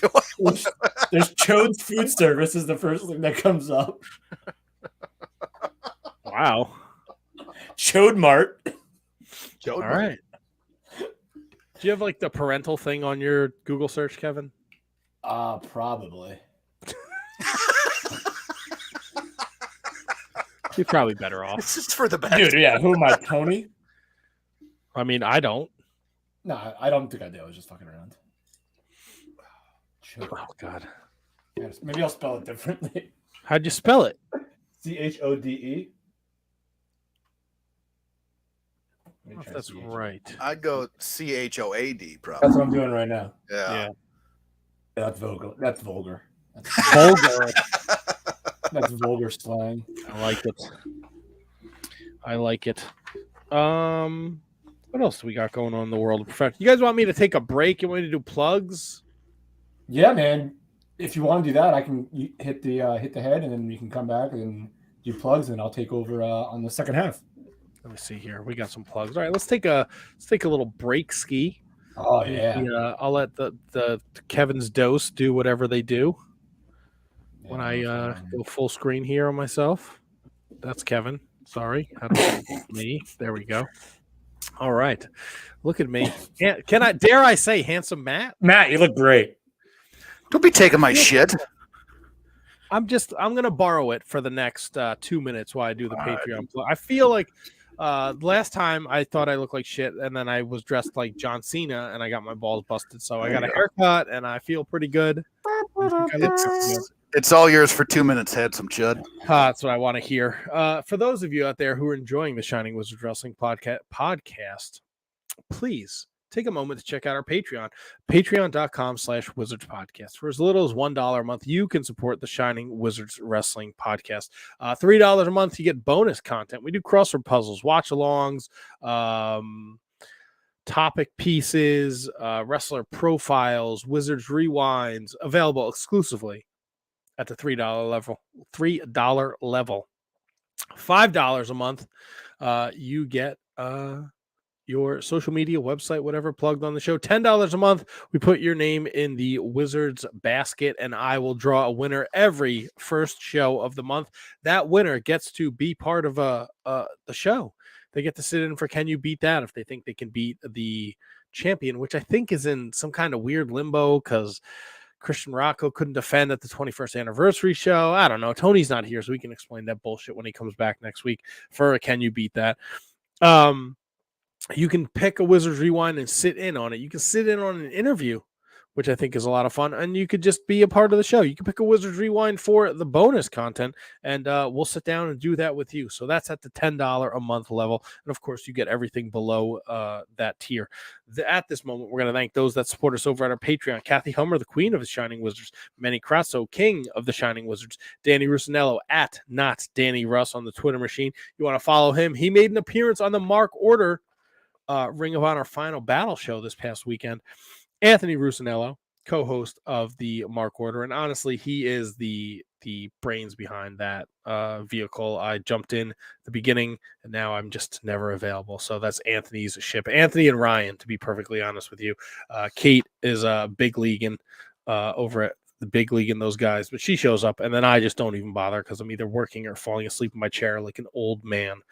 Sean Toe, Sean Calejo, Kate the Great Hensler at Miss Kate Fabe on the Twitter machine. She did 1,000 post shows this weekend. If you have your finger on the pulse of professional wrestling, podcasting and such, you should know who Kate is. Matt Garifo at WhoDatMatt81, the December winner. So we'll see what his fate decides for him in January. Words are just falling out of my mouth that make no sense. Christine Friesendorfer. Mark Parloni, we know Mark has been in the hospital the last couple of weeks. We wish you a speedy recovery, Mark. Hope you're well and hope this podcast is entertaining you. We'd like to see you back at home and healthy sooner rather than later. Thomas Copps, the Mott Spock at High Five Tom. He's doing the Marking Out ROH Revelry podcast with William Mercier, and they're watching it at 2 times the speed of a normal show and then reviewing it 1 time the speed. So definitely check them out. Michael Hammond, Matthew Birch, the true Prince of Pro. There we go. I don't have a power button to turn my mic off, so apologies for coughing into it. Braden Bergen at Enfuego30. He's our number 1 fan from Iowa. Brendan Haney at Irish Misfit. Ryan Schlong at Mark Order Pod. Every Wednesday night, they're doing all things AEW. Check them out. Asian Joe, I saw him pop up in the chat. Mike Peterson at LOL. Mike Peterson, hope you're enjoying your soccer shit, dick. The Daily Smark, dailysmark.com, at the Daily Smark. They help you find the latest wrestling news along with up-to-the-minute daily podcasts. Don't forget, we deliver YouTube videos to keep you in the loop. Kevin Rogue, Handsome Kevin at Year of Pod. Their latest episode just dropped today. JJ Rogue Means at TOTS Pod. If you're into the wrestling figure game, check that out. And, of course, my friend Kieran that I do the Bread Club with. He's a fantastic British fellow. And last but certainly not least, Mr. William Mercier Jr. at, I fucked that all up, Kevin, I'm sorry, at W. Mercier Jr. On the Twitter machine. He is William Mercier Jr. Lives are going to be in William Mercier's hands. You know what I mean? Kevin, I know what you mean. You always do, Matt. You always do. I'm trying, buddy. I didn't get to watch this NXT deadline thing, and I don't really want to go like super deep into it. But a couple of interesting things happened. The New Day are the new NXT Tag Team Champions. Wild stuff. I read that. How did that transpire? So, like, Pretty Deadly, typical Wrestling 101 said that they beat everybody. They beat every team in NXT or every team. And the New Day came out and was like, did you say you beat everybody? You've never beaten the New Day or something like that. So that set it up. And, dude, I love this. I absolutely freaking love it because maybe Pretty Deadly comes up to the main roster, maybe, and then you have New Day taking on a lot of the young kids in there. And everything's so interchangeable. Like we talk about like brand splits and Ring of Honor and AEW. Maybe this is like WWE sending New Day here for a little bit, put over maybe like a team like who are the Creeds, maybe putting over like a team like somebody else, maybe like the Gacy guys, Schism.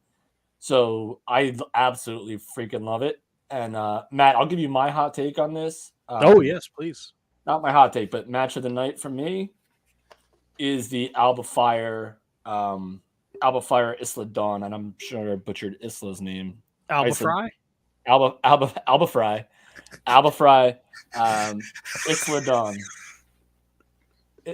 I didn't butcher Alba Fire. I butchered Isla Dawn. Isla Dawn could be pronounced completely different. That's a great match, man. Go out of your way and watch that match. Not a huge fan of the gimmick of the 2 matches that they did with the multi-person Iron Man match. Not a huge fan. Good stuff. Roxanne Perez obviously won the women's match. And I believe it was... Oh, why is this freaking... I literally have the face right... The notes right in front of my face. Look for Grayson Waller. Grayson Waller. Loved it. Grayson Waller's a freaking star, bro. Mark it. He's the next Miz. Trust me. said it. Rogue, did you happen to catch this NXT gimmick? No, I have not been able to grab it yet and watch it. I'm torn because in just listening to them explain the match, it sounds way too busy. Like it just does. And a wrestling match, the rules of the wrestling match should be, you should be able to pretty much state them, and they should be digestible in like 2, maybe 3 sentences tops. Right. And when they start going through all this extra bullshit, and the harder and harder it gets to follow, the harder you make it for your fans to get into it. Yeah. So it's like when you start getting things more confused, like you don't want to be confused as a wrestling fan, right? Can I tell you, I had to pause when they put, before the matches, they put the rules, like the list of the rules on the screen. I literally had to, pause the video. I understand what pause is. Just so I could. Well, I wasn't. What do you fucking think? I thought you were stupid? The fuck wrong with you? Well, you told me I had to pause it. I had to So I pause throw it. my hands in Italian, you piece of shit. Whoa, bro! You piece of shit! That's right. I went there. But no, there's no Tony tonight, so Kevin's gonna abuse Rogue. All JJ, Jobin. So, anyways, you were paused. So I paused. And pause is where you hit the button. Yes, It's it's usually the button with yeah, the two yeah, lines, yeah, the two parallel lines. lines that are right Yeah. on it. That Yeah. stops everything in time. Yes, that's right. Right. And unless your computer turns off, and then all of a sudden, Well, then you hit the wrong button. You hit the circle with the one line through it. Then usually. Does that ever happen to you when your laptop, like you hit the pause button, then all of a sudden, like when it goes like dark to like I guess conserve energy, all of a sudden the network starts playing again? I don't know if that's happened to anybody else. Like I literally hit pause, computer goes dark to save the screen lights, and all of a sudden I hear like happens to me when I watch Royal Rumble '92 every night. It happens. The screen goes dark, and all of a sudden I'm waking up. I'm like, it's Royal Rumble 1996. So What the fuck are you talking about? I'm telling you, Matt, it's a thing. People I didn't say a thing. Oh yeah, that's right. That was me. That's right, Kevin. It was a thing. So I had to pause it to read the rules, right? And if you have to pause it to read the freaking rules of the match, Right. like 25-minute time limit. Starts with 5 minutes with the first two. Every 5 minutes or whatever, every 90, and then you have to go to the penalty box if you lose, and you have to wait 90 seconds, which I guess in theory makes sense. It's just like hockey, where like you kind of like if it ruins your chances to get more falls if you're not in the match. So I get that, but you're right. It's way too convoluted, way too nutso magutso, and I'm just So was there six competitors? I think there's five competitors? and five. I think. And it starts with 2. One enters every 5 minutes. I'm not sure if all of them are every 5 minutes, but there's a 25-minute time limit. So I would imagine it's not every 5 minutes. I think the first two No, it's are every 5 minutes. It's every 5 minutes. There you go. Boom. So whoever has the most falls, I guess, after that 25 minutes, and then if you lose a fall, you go into the penalty box, and then you just have to wait, and like that hurts your chances of obviously, like in the women's match, like Cora Jade like came out like last with like 10 seconds left to try to break up a pinfall and then steal a pin. It got broken up, and then Roxanne Perez ended up holding on with no like last minute drama pinfall. Like so, it was it's an Iron Man match with 5 people, and it's silly. Yeah, the penalty box bullshit drives me nuts. I can't. I hate that as a concept. Like wrestling should not be that complicated. Just I agree. in general. Here's the one thing I will say for that though, because there's so many people involved in the match, your odds of winning are so low anyway. You want to improve them by having someone that gets pinned out of the match for 90 seconds. So like, you know what I'm saying? Like, and then there's a penalty box timer too. yeah. Fuck So that. so this is the other thing. I was confusing my timers. There was a timer for like the next person to come out while someone was in the penalty box, and there was a timer like the timeline for the 25 minutes you still have. So like you have the time of the 25-minute time limit, you have the penalty box time, and then you have the time in between people coming in and out of the match. So it Holy shit. So both of them were nuts. Great matches. I'll watch them. I'll watch them, Matt. I'll let you know how I feel about them next time around. But I already hate the fucking concept. I already going into it. I hate everything the fuck about it. 3 separate clocks. 3 separate clocks in this match. Yeah, that's not going to be confusing for your Yeah. fucking audience. God damn it. And then you had the little thing on the bottom where you had like how many falls each person had, and like it was just Like the ESPN ticker on the bottom. yeah. Except So it another was, fucking moving part. no, it was stationary, but it was still something that you had to keep to be mindful of. So I'm looking at this clock, I'm looking at this clock, I'm looking at this clock. I have to see who has how many falls here and there. I have to know like. You also who's want to watch coming the up. match a little bit. Yeah, Probably. I like to watch a little wrestling if you don't mind, guys. Holy shit! You watched it. I mean, how did you enjoy it? Did you hate it? Was it too many moving parts? All right, so this is like going to completely negate the gimmick. Like, Oh no! I didn't hate the matches. Oh. I enjoyed them because it's action. When you take your mind off the clocks and you do that, and you actually watch what you're supposed to watch, which is in the ring, Mhm. then it's fine. But the initial concept of having to like, it took a while to get used to. It's like walking like outside your house and then the sun just is like blaring in your face. It takes your eyes have to adjust to it eventually. So that's what it was. And then once your eyes adjust to it, it was fine. And what did the winner get exactly? A number 1 contender shot for the respective championships, the women's championship and the men's championship. So what was the general reaction from the people? Like, have you seen seen it. anybody? Okay. Well, it looks like the people in the chat. Look, Matthew Birch. Despite how excessive the rules may sound, I thought the competitors in the Iron Survivor Challenge matches did a phenomenal job at putting each match together and making the gimmick work perfectly. Yeah, he's not wrong. He's not wrong there. Ryan Sullivan, who's not alone in the Twitch, or maybe he is. I don't know what Milwaukee Tom did. I thought that match was a lot of fun. People enjoyed it. Which one? Which match? Schlongy. The King of the Mountain. Well, there was 2 of them. Iron Survivors. There's Iron 2. Lung. So Both. if you meant both, then that's fine. Yeah, that's fine. I mean, I'll watch them, but like going into it, like even before I couldn't watch it on Saturday, obviously, but even beforehand, I went, this is just it's too much. It's just too much. And it's kind of like the same thing. Like it's not new because like we used to have like the beat the clock matches, like where like you have like the number 1 contender would be determined by who won their match in the fastest time. It's 2 sentences. You just explained and it's done. Didn't even have to put you on pause, man. And then and do you remember like the scramble matches? Like when like people would have pinfalls and then whoever won the final pinfall, like it's not like it's anything new. It's just you're right. It's a little not so mugutso, like I like to say. Matthew Birch, Kevin is definitely making it sound way more confusing than it was presented on TV. Trust Birch. me, Kevin, it's not that difficult to follow along to. All right, good for you, man. I'm gonna Whatever. go back to an earlier comment from Mr. Kratzo, if I could find it here, Love a good Kratzo. because I think Kratzo might be on to something. Kratzo If I can just Magazzo. find it. He essentially said he thinks Shining Wizards Tony may have made a fake account and just named it Matthew Birch. Tony made a YouTube account. I guess it's despised. Am I retarded? Does that say despised? It does say That is- this. I think he's going for disguised. Okay. Disguised as true Prince of Pro. No, Prince of Pro's a good guy. He wouldn't. He's a very good guy. Look, he's been coming in hot the last couple weeks. I'm loving it. Matthew you're Birch, number my one- man. So your number 1 contenders now are Grayson Waller for Braun Breaker and Roxanne Perez for Mandy Rose. Nah. Yes.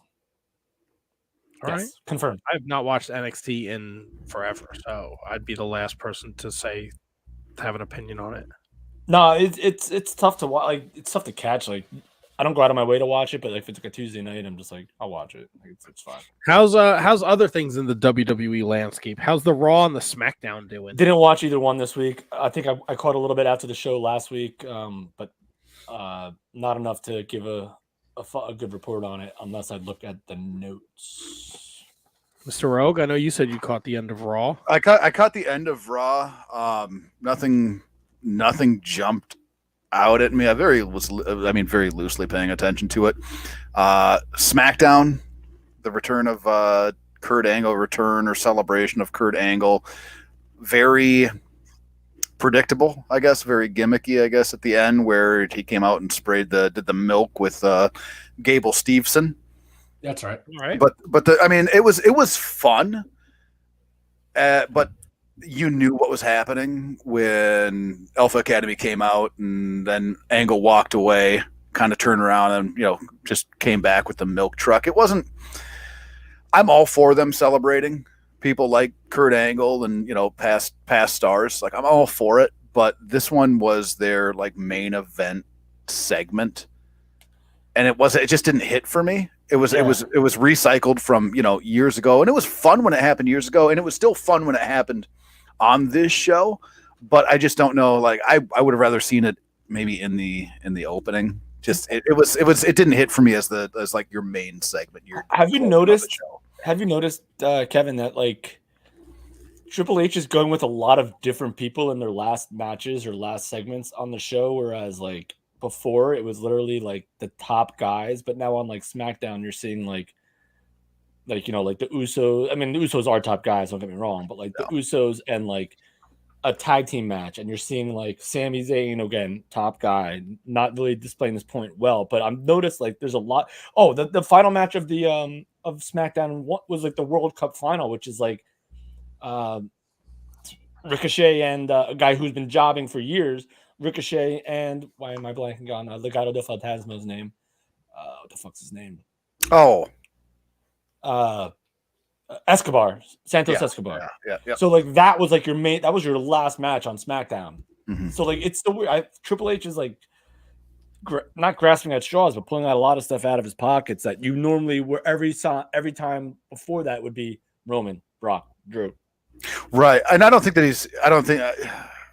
grasping at straws is maybe the way, but he's mixing it up. He's mixing it up. Yeah, like I said, grasping at straws was not the correct term, but like mixing it up. Like my top match, like my last match on this show is Ricochet versus Santos Escobar. Mm-hmm. Like, in what world would that ever have happened? Like 6 months ago, or like a year ago, or 2 years ago. Yeah. I mean, 6 months ago, I still think that your closing segment would have been Kurt Angle in the goddamn milk truck. Right. Which again, I don't. Did you see the milk truck? I did not see the milk truck. Okay. Yeah. It didn't seem like to me at least, watching it, it didn't seem like the fans were completely into it either. So it was just, I don't know. It really fell short for me, and that's a national. How did Angle look? Not too much different than he did last we saw him. I would say he doesn't look. I mean, aging, but it's not a rapid age. It's not like when Tammy went from WWE to when she went to WCW. It's not, you know what I mean? Like, not that big drastic look. Point taken. You know what I'm saying? I knew you know what it's saying. Yep. High five, Tom. I heard Jamie Noble had his last match and Sami Zayn was his last opponent. Speaking of ROH. Yeah, he did. It was a 6-man tag match, or it was an 8-man tag match, I believe. It was New Day, Braun, and Jamie against the Bloodline, I believe. And Jamie Noble got the pin in his great state of West Virginia, Mountain Mama. Is it a great state? I liked it. I've been there before. We're gonna go down the aisle in a minute, but I have to go over to the world of AEW since you were so anti Ricky Starks last week, Kevin. Correct. Anything change after his Diamond Battle Royal win and the promo he cut afterwards? So this is where the confusion is. I never thought that Ricky Starks was not a tremendous performer and a tremendous promo. What I hated that they turned him babyface, because I thought that you had 100% money left on the table with him and Hook. 100% thought that, because Hook was just as over as Ricky Starks. But in terms of but here's the thing with AEW does. After Winter is Coming, like, MJF's going to beat Ricky Starks, and then what? Like, Ricky Starks murdered MJF on Wednesday. Absolutely murdered. And Ricky Starks proved why he is so good. But it's the booking that I had a problem with more than Ricky. Never had a problem with Ricky Starks. I told you on this show, Ricky Starks might be my new favorite wrestler because I had an interaction with him, and he was a great guy. And so it wasn't my issue with him. It was issue with like out of nowhere. Now all of a sudden I'm supposed to believe Ricky Starks after not being on certain shows every other week, and now is all of a sudden the top guy. Which God bless him, he should be a top guy. Just didn't see it coming this way. Kevin, I am also not on this Ricky Starks train. I'm on the train. I just don't like Get the fuck off the train, man! Get the Dude, fuck off the train! I was on the train first. I was on the train Off first. the train to the castle! You get off the train. It's my train. I told you. My train. Anyway, no, I like him. I think he's a talented performer. I just don't think that the spotlight that he's in, like, again, we see AEW just blast these guys and then they lose them, right? So, and Ricky Starks is a guy who you could have built, right? Give him a year, and then when he gets there, it's gonna mean something. Yep. But they don't do that. They're going to put him in. He's going to put in a gringo grinder by MJF, and then he's gone, right? Yeah. He's back to fucking Dark Elevation and all that other bullshit. Not he won't go that far back, Right. but because I think he's a talented kid. I don't see it. I'm right with you, Kevin. So that his stuff with Will Hobbs was freaking was not great. It was not to me. It was not good. I don't think it was either one of their faults, though. Sometimes sometimes two guys just don't mesh. Going back to my point, it's not Ricky Stark's fault. It's not Will Hobbs' fault. It's just like the lack of direct. And listen, I'm corporate. I'm AEW corporate. My boss works for AEW. All right, so I'm corporate AEW. So I love it, but it bothers me that all of a sudden now and this has been a problem with wrestling forever. WWE's done it. WCW's done it. Now, all of a sudden, you expect me to believe that this guy could beat the world champion when you've had him not on TV, getting beat up by Lance Archer, doing all this stuff and now all of a sudden I'm supposed to believe that he can beat the guy that you literally just put a freaking rocket to in MJF, who is the best freaking bad guy in all of professional wrestling. And now you're going to here's one thing I will say that's kind of cool. They're basically the same person, just on different sides of the ledger. Like, I think Ricky Starks is MJF adjacent. I think. Matt, do I agree? Do I disagree? you agree? But do you see what I'm trying to say? No, They're kind of the same person when they were both bad guys. Yes, when they were both bad guys.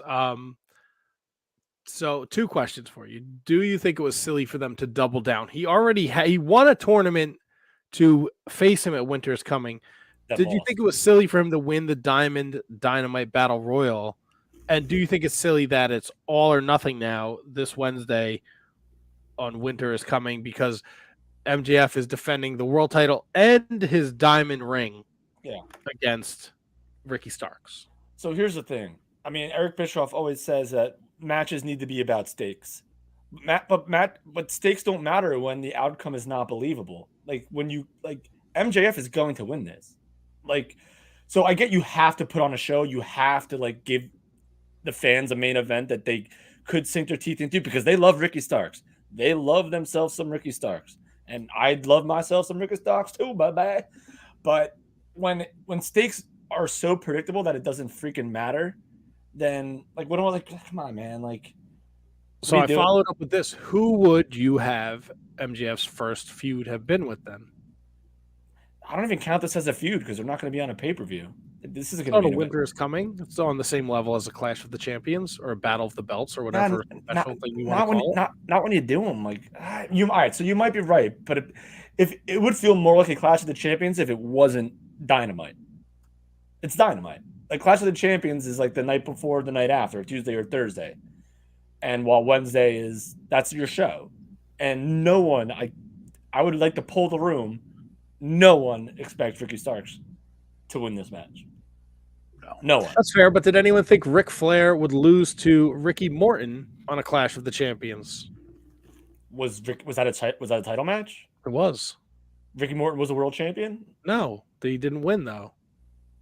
I'm saying when WCW said Clash of the Champion main event is going to be Ric Flair against Ricky Morton, did you think Ricky Morton was going to walk out champion? I did not see you pull this. No. I did not see you pulling this out of your back pocket. That's actually a great counterpoint.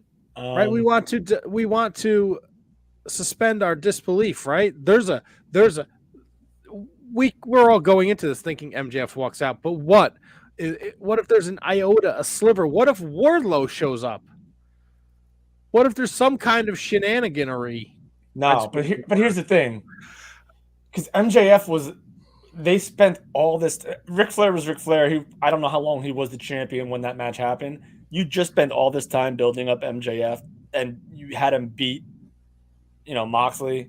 Like, Yeah, they're not going to hot potato the belt off of him. yeah. So But to me, like, I know this is not. Listen, I'll enjoy it. I'll enjoy the F out of it. Like, you know what I mean? Like, I'll Right. watch this match and enjoy it, but I just don't buy like Ricky Starks.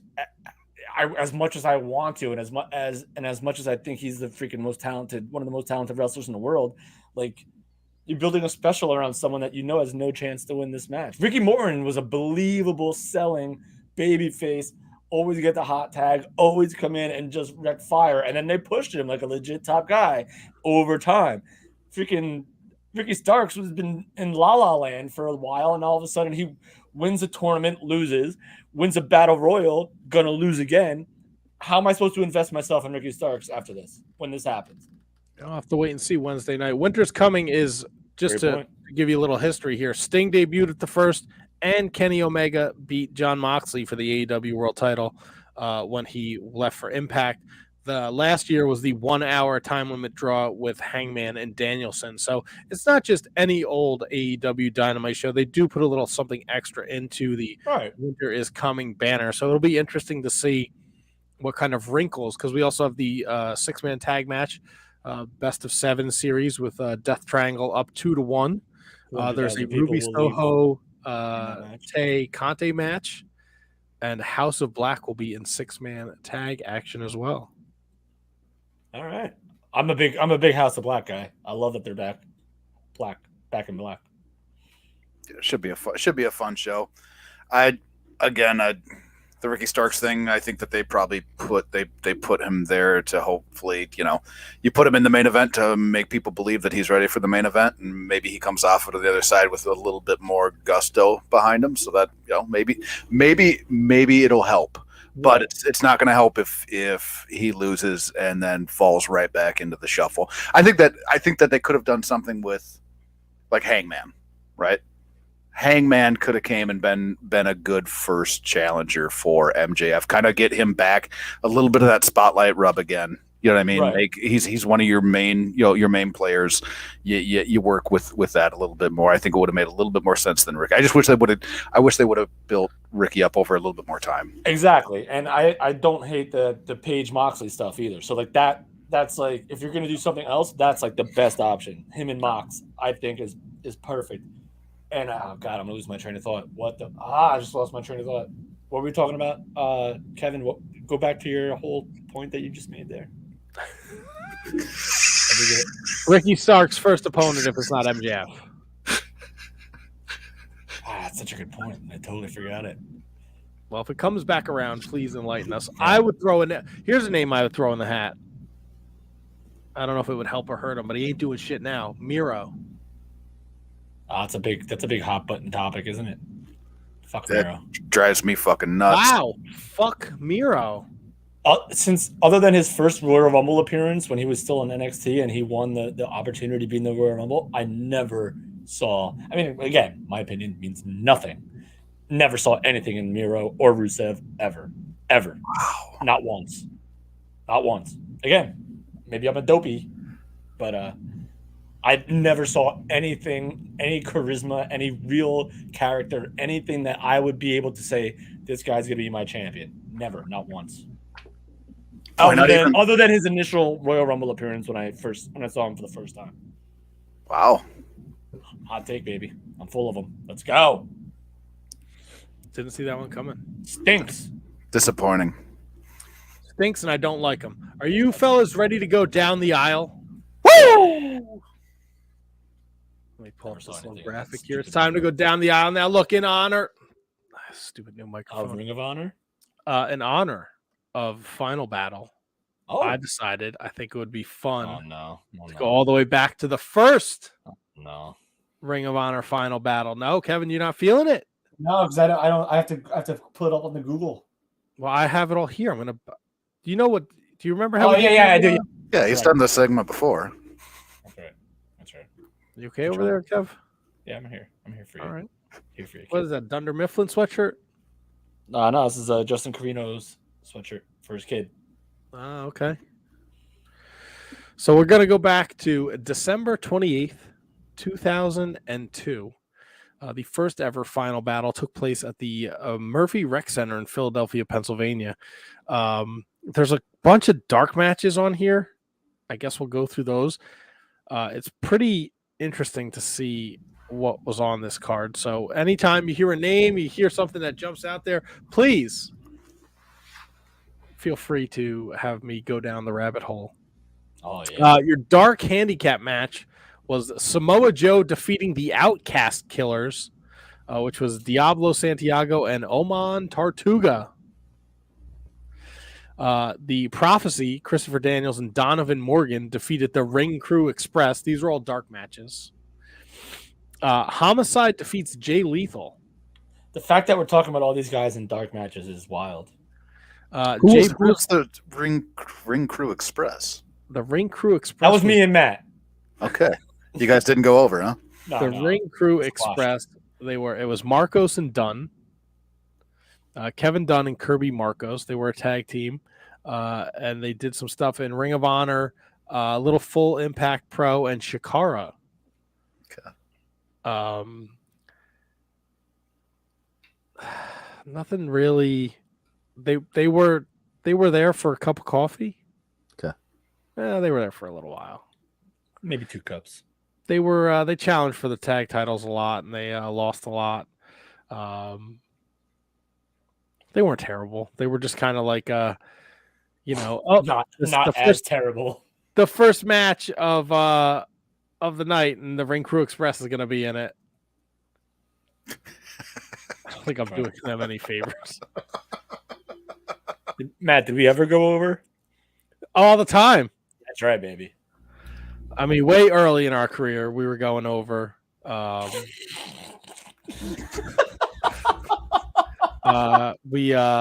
Crowning a champion. We beat Black Gordman Jr., Brian XL, and Dixie. We had a very crazy match with the Carnage crew at All-Star Extravaganza. That's right. Extravaganza. But then when we ran into Ghost Shadow and Quiet Storm, it was a pain in the balls. Yeah, lights out. Yeah, we had no shot against them. We SAT, they were a pain in our ass. Special K. We got a couple wins over Jimmy Cash and Prince Nana. But when we ran into the unlikely tag team of John Walters and Tony Mamaluke, things just weren't in our favor. 2 talented guys. There's no shame in losing to John Walters and Tony Mamaluke. Yeah, a lot of losses to the Backseat Boys. Excuse me. There's no shame in losing to the Backstreet Boys either. We won a scramble. We've won a couple scrambles in our lifetime. Alex Shelley, Jimmy Jacobs, Don Juan, Fast Eddie, and the Outcast Killers fell to us. I sweat a lot. Kevin.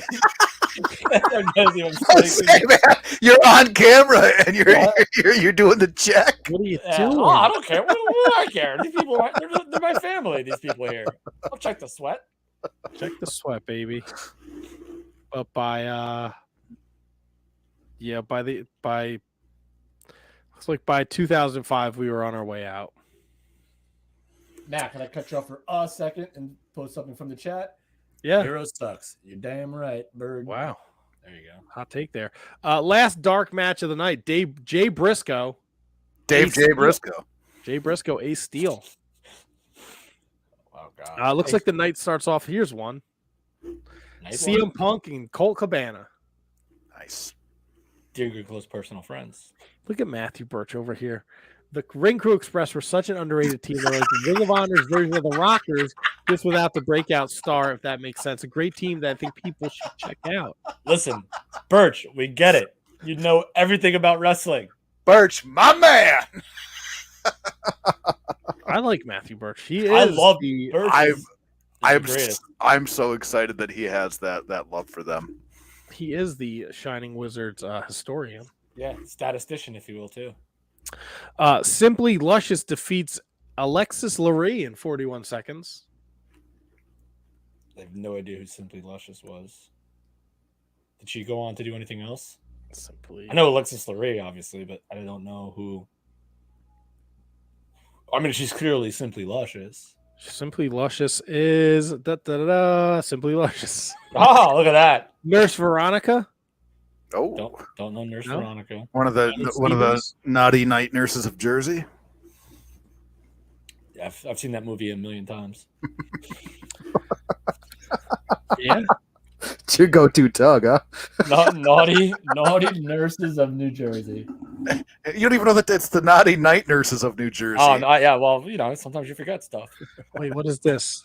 Dark Gauntlet match. Was this something that was a dark match?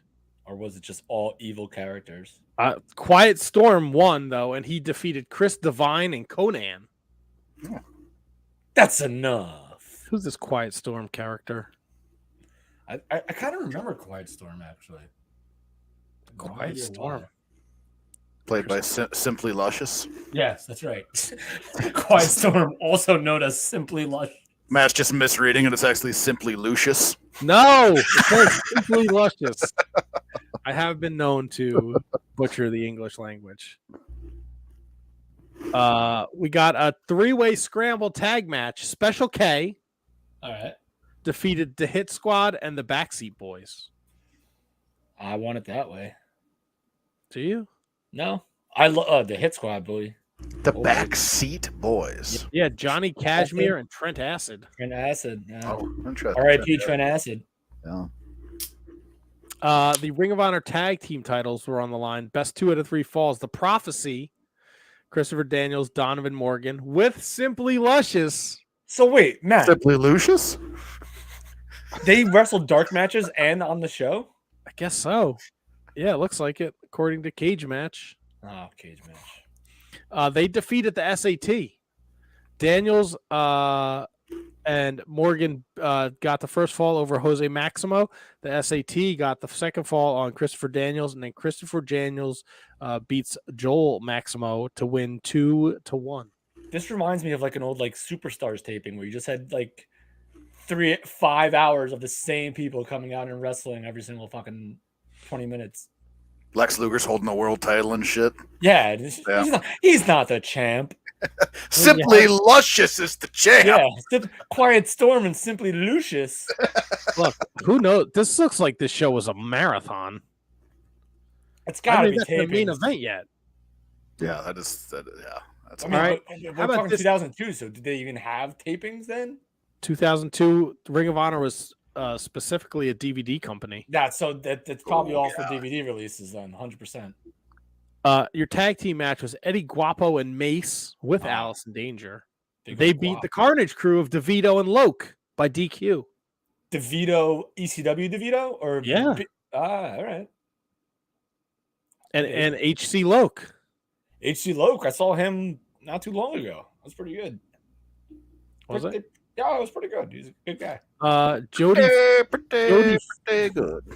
Jody Fleisch defeats the Amazing Red. Oh, love Amazing Red.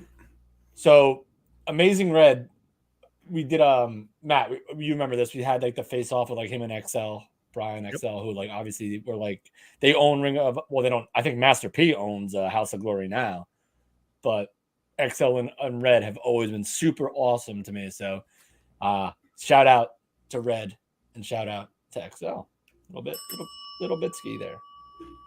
Gotta get them name drops in. Got to. I mean, it wouldn't be a podcast without it, would it? The Ring of Honor world title match was your champion Xavier defeating Paul London. R.I.P. Xavier. Paul London's amazing. Go. Bucket list guest. Matt, let's see what we can do there.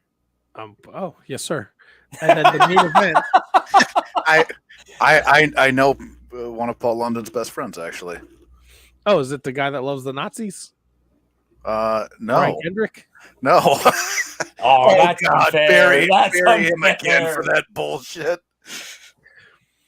And then Matt's the main canceling event- everybody. Yeah. I'm not canceling it. I don't give a fool. Yeah. What did Simply Lucius do? Guess what? I ain't got no time to give a flying fuck what some Nimrod thinks or says in a shoot interview. I don't give a fuck. If you could put your head on your pillow at night and go to sleep knowing that you think you said the right thing, I don't agree with it, but I ain't give. I don't got fucking time to try and cancel the you. wrong thing 15 years ago. Yeah, who gives a And when shit? you say I was the wrong thing 15 years ago, let the Lizard people are man cool. fucking breathe. Yeah, let me meet a lizard person.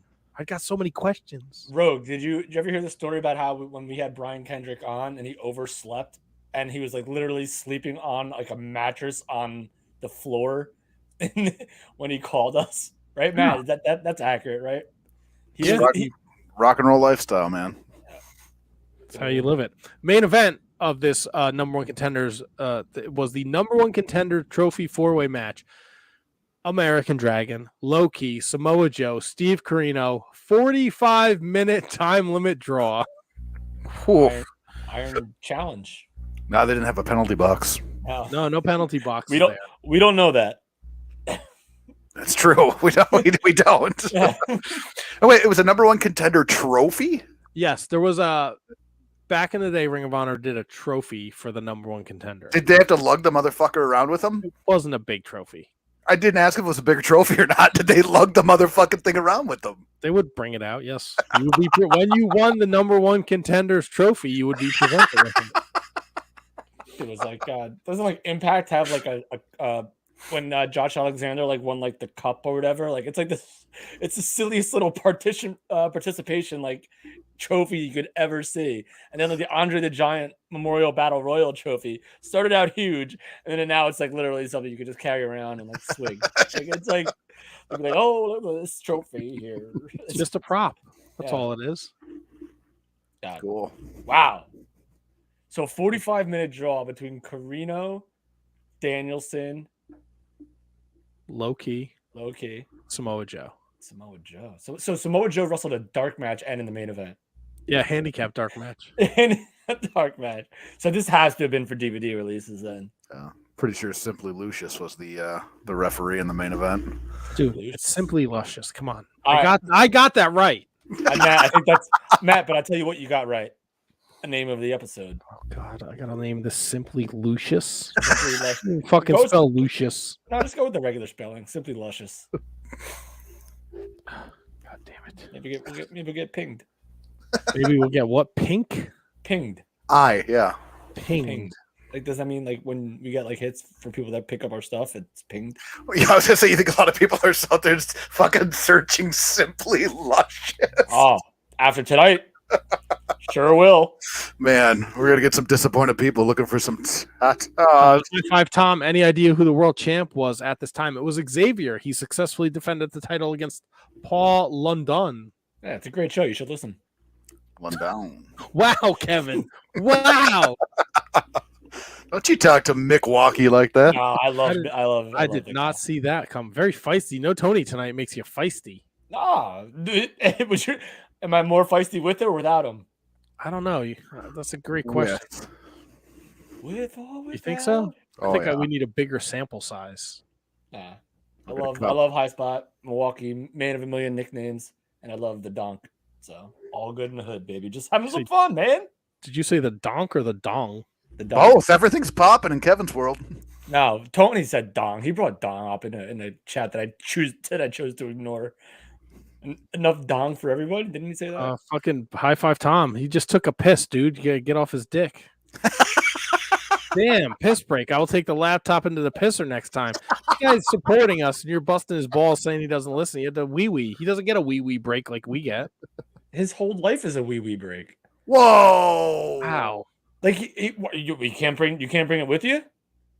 You're gonna bring your laptop into the bathroom? What kind of fucking weirdo are you? I mean, I've done it. I don't doubt that. Neither do I. I was taking a shower today. I was thinking, boy, I could really go for a beer. Did that too? Beer shower. Shower beer. Perfect. Listen, Monday Fun Day, man. This is what I live for. This. I love this You shit. for Oh, Mondays? happy birthday, Low Life Louis Ramos, by the way, Matt. Shout out to him. So I went with that. I love this shit. So happy belated birthday. Matthew Burke, you all said I've been spicy lately, but in reality, it's Kevin who's been spicy. Yeah, He's not wrong.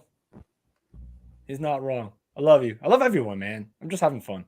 Oh boy, we're getting to the I love everyone part of the show. I guess so. I guess so. Well, you know what that means. Take our shirts off. No, we're not taking our shirts off, but it is time to pull this train to the station because we're going to go into bonus content over on the YouTube.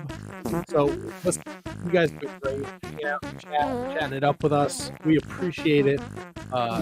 Milwaukee Tom, Crew Prince Pro, Matthew Birch, Ryan Schlong was somewhere around here. Braden Bergen popped in. Asian Joe. Asian Joe was here. Lisa was here. Fucking Tony Z was here. Kratzo, God knows what time it is over where fucking Kratzo's living. Eric Freeds was here for a hot minute. Thank you guys so much for jumping in the chat, watching along with us, chatting up some professional wrestling with us. We're going to jump over to the YouTube now. It's a YouTube exclusive. So look, if you're not subscribed to the Shining Wizards Wrestling Podcast YouTube page, youtube.com/The Shining Wizards. Subscribe. You never miss an episode. You never miss an After Dark. We're going to talk more wrestling over there. So please be sure to tune in over there and check it out. Remember, if you are a fan of the Shining Wizards Wrestling Podcast, at Wizards Podcast on all forms of social media, rate, review, subscribe. We got a Nelly run-in. The show is now complete. Hello, Nelly. Hello, what are you doing? This is not the time nor the place. We'll be back next week. Tony should be back next week. There's a Can You Beat That next week? I don't know what the fuck's going on with the Can You Beat That championship. I'm disappointed that Tony didn't show up at all. Hello, Nelly. So check that out. Oh, God. I had to put Nelly down. It has been an awesome night, Matthew Birch. We appreciate the support. Year of Pod is Handsome Kevin's podcast. Check it out. Spring Stampede 2000 just dropped today. Kevin was a guest on the The Major Wrestling Figure. The Mark Order podcast is the one that you started. I'm a part of, yes. The Major Wrestling Figure Podcast. It's a bunch of Marks talking about our favorite wrestlers, which are Matt Cardona, Brian Myers, Smart Mark Sterling. Great community, great people that all take care of each other, and so follow them. Major Wrestling Figure Podcast. You can just Google it and you'll find their handles because I did not prepare them. I think it's Major MWO Major. Right, yeah, you can find it. Yeah, Kevin was a guest on the show last week, so check that out. Yeah, talked a lot about I talked a lot about the podcast here, and I talked a lot about the Russell Bro stuff and how I got to know Brian and Broski and Mark. So good time. Check it out. And we'll be back next week with another episode of the Shining Wizards Wrestling Podcast. That's it. Thank God we're not on the fucking rant. Come on, Nelly, let me stop this thing. Am I stopping it? Who's stopping it? We love Miro. Got it.